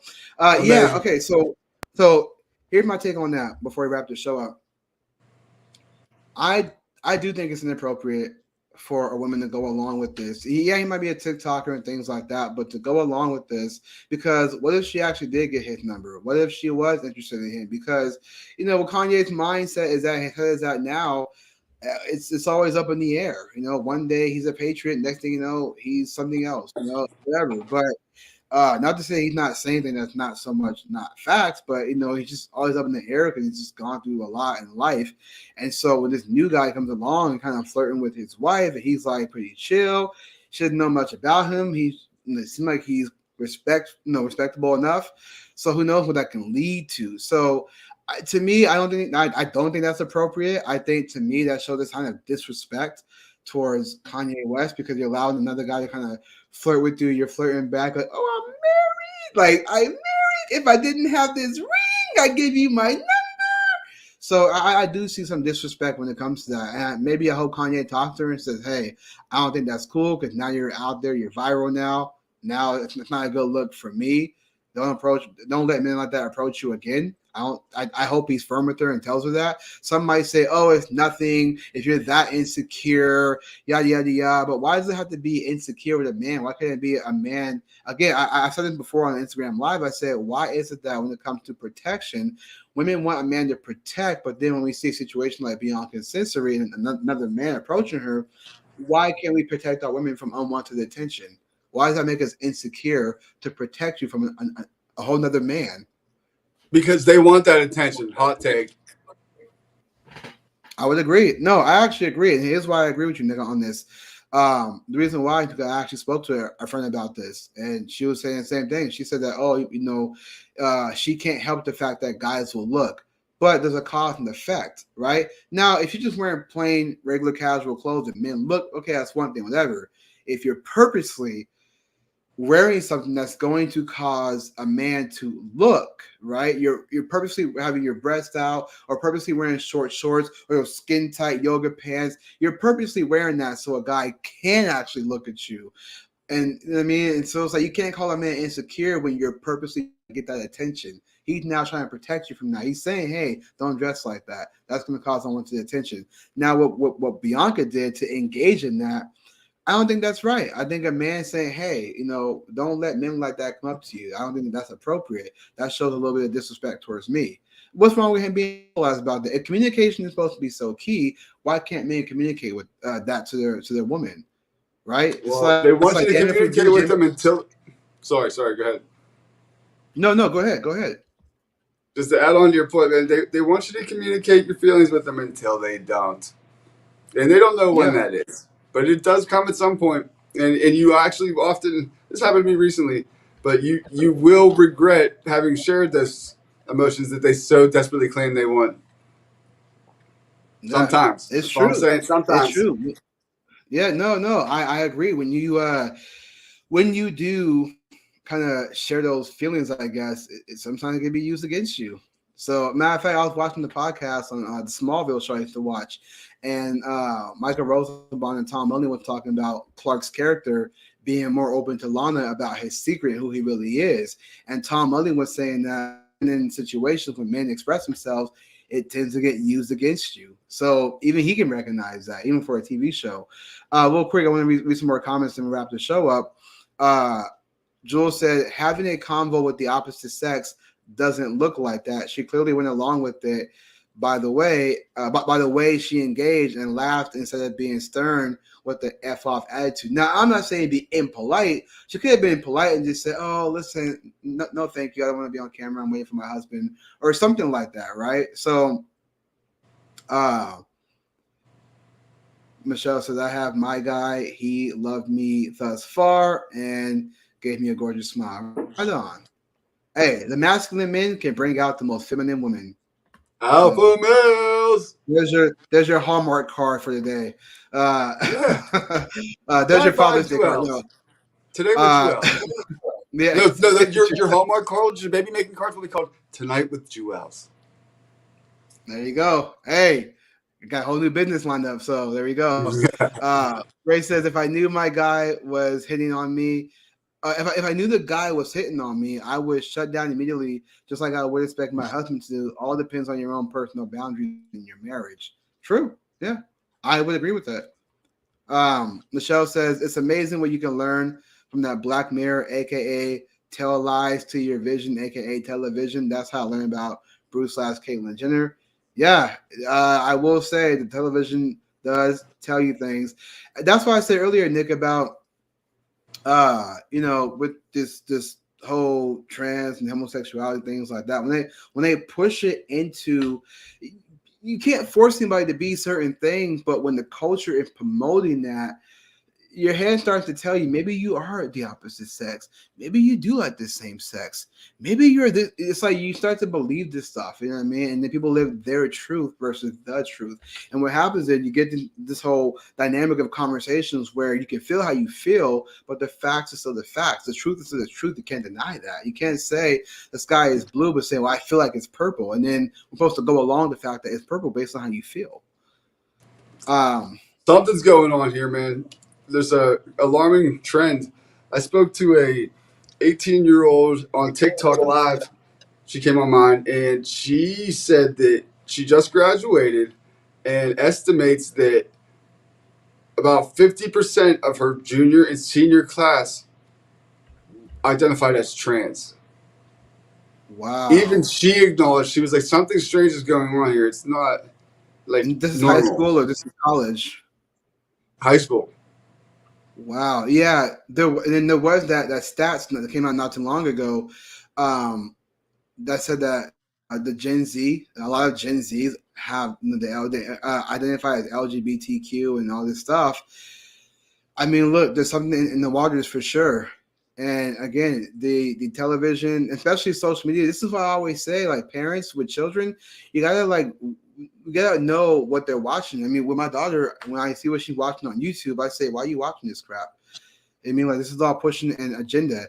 To her, it sounds like conspiracy, but at the same time, she does get it, though. And I tell her, hey, listen, this stuff is insane. They're pushing this for this reason. So just be careful what you watch. So she's very weary on what she does look at, and she understands what's out there in the world. So she gets it. So I do monitor. I'm not helicopter, but I definitely monitor, from a distance. I'm like rather than being a helicopter, I'm more satellite. You get what I'm saying? Nice. So, well, hey, that brings us full circle, bro. That's a great thing for the show. That was our opener. Propaganda. Be careful what you consume. Any final thoughts, man? This is a great spot to maybe. I will say this. So with everything we talked about tonight, first and foremost, always do your research, even if it's a flyer, do your research and what that flyer is talking about. Understand the propaganda.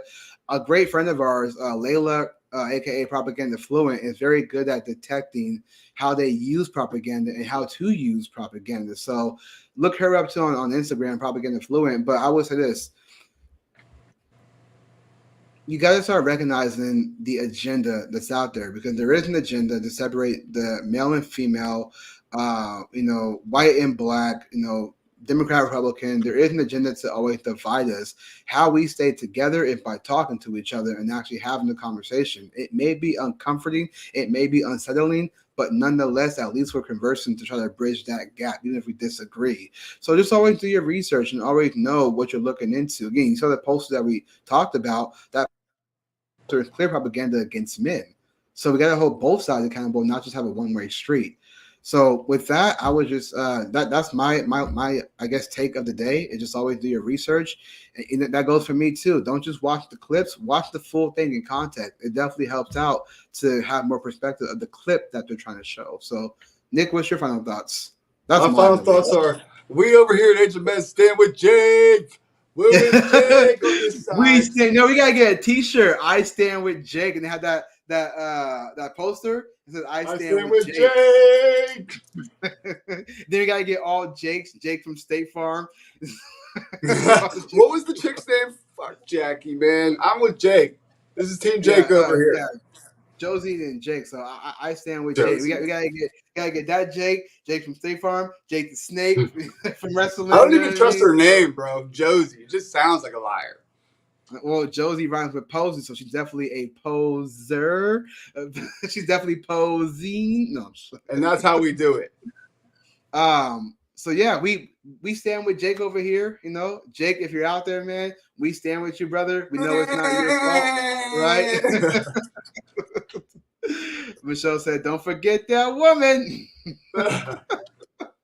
Yeah. So. We appreciate you guys. Thank you guys very, very much for tuning in. We like when you guys tune in. We appreciate you guys for engaging. Do hit that like button and believe no woman. 2023 moving forward. do hit that like button. Do subscribe. Let us know what you guys think in the comments below. The topics we talk about. What are you guys' thoughts on propaganda poster against men? What are you guys' thoughts on Kim K and struggles as a single mom? Is she struggling, or does she have the help to do so? What are you guys' thoughts on everything? Let us know in the comments below. It definitely helps out. Do share this out. If you like this content, share this out on your social media platform. Tag our name today with Julius C3 Nick, and we will share it on our Instagrams and all that good stuff. So follow us on all social media platforms. We're on Instagram today with Julius, Instagram C3 Nick. Also on Instagram, Age of Men Podcast. You can also follow me on all other social media platforms.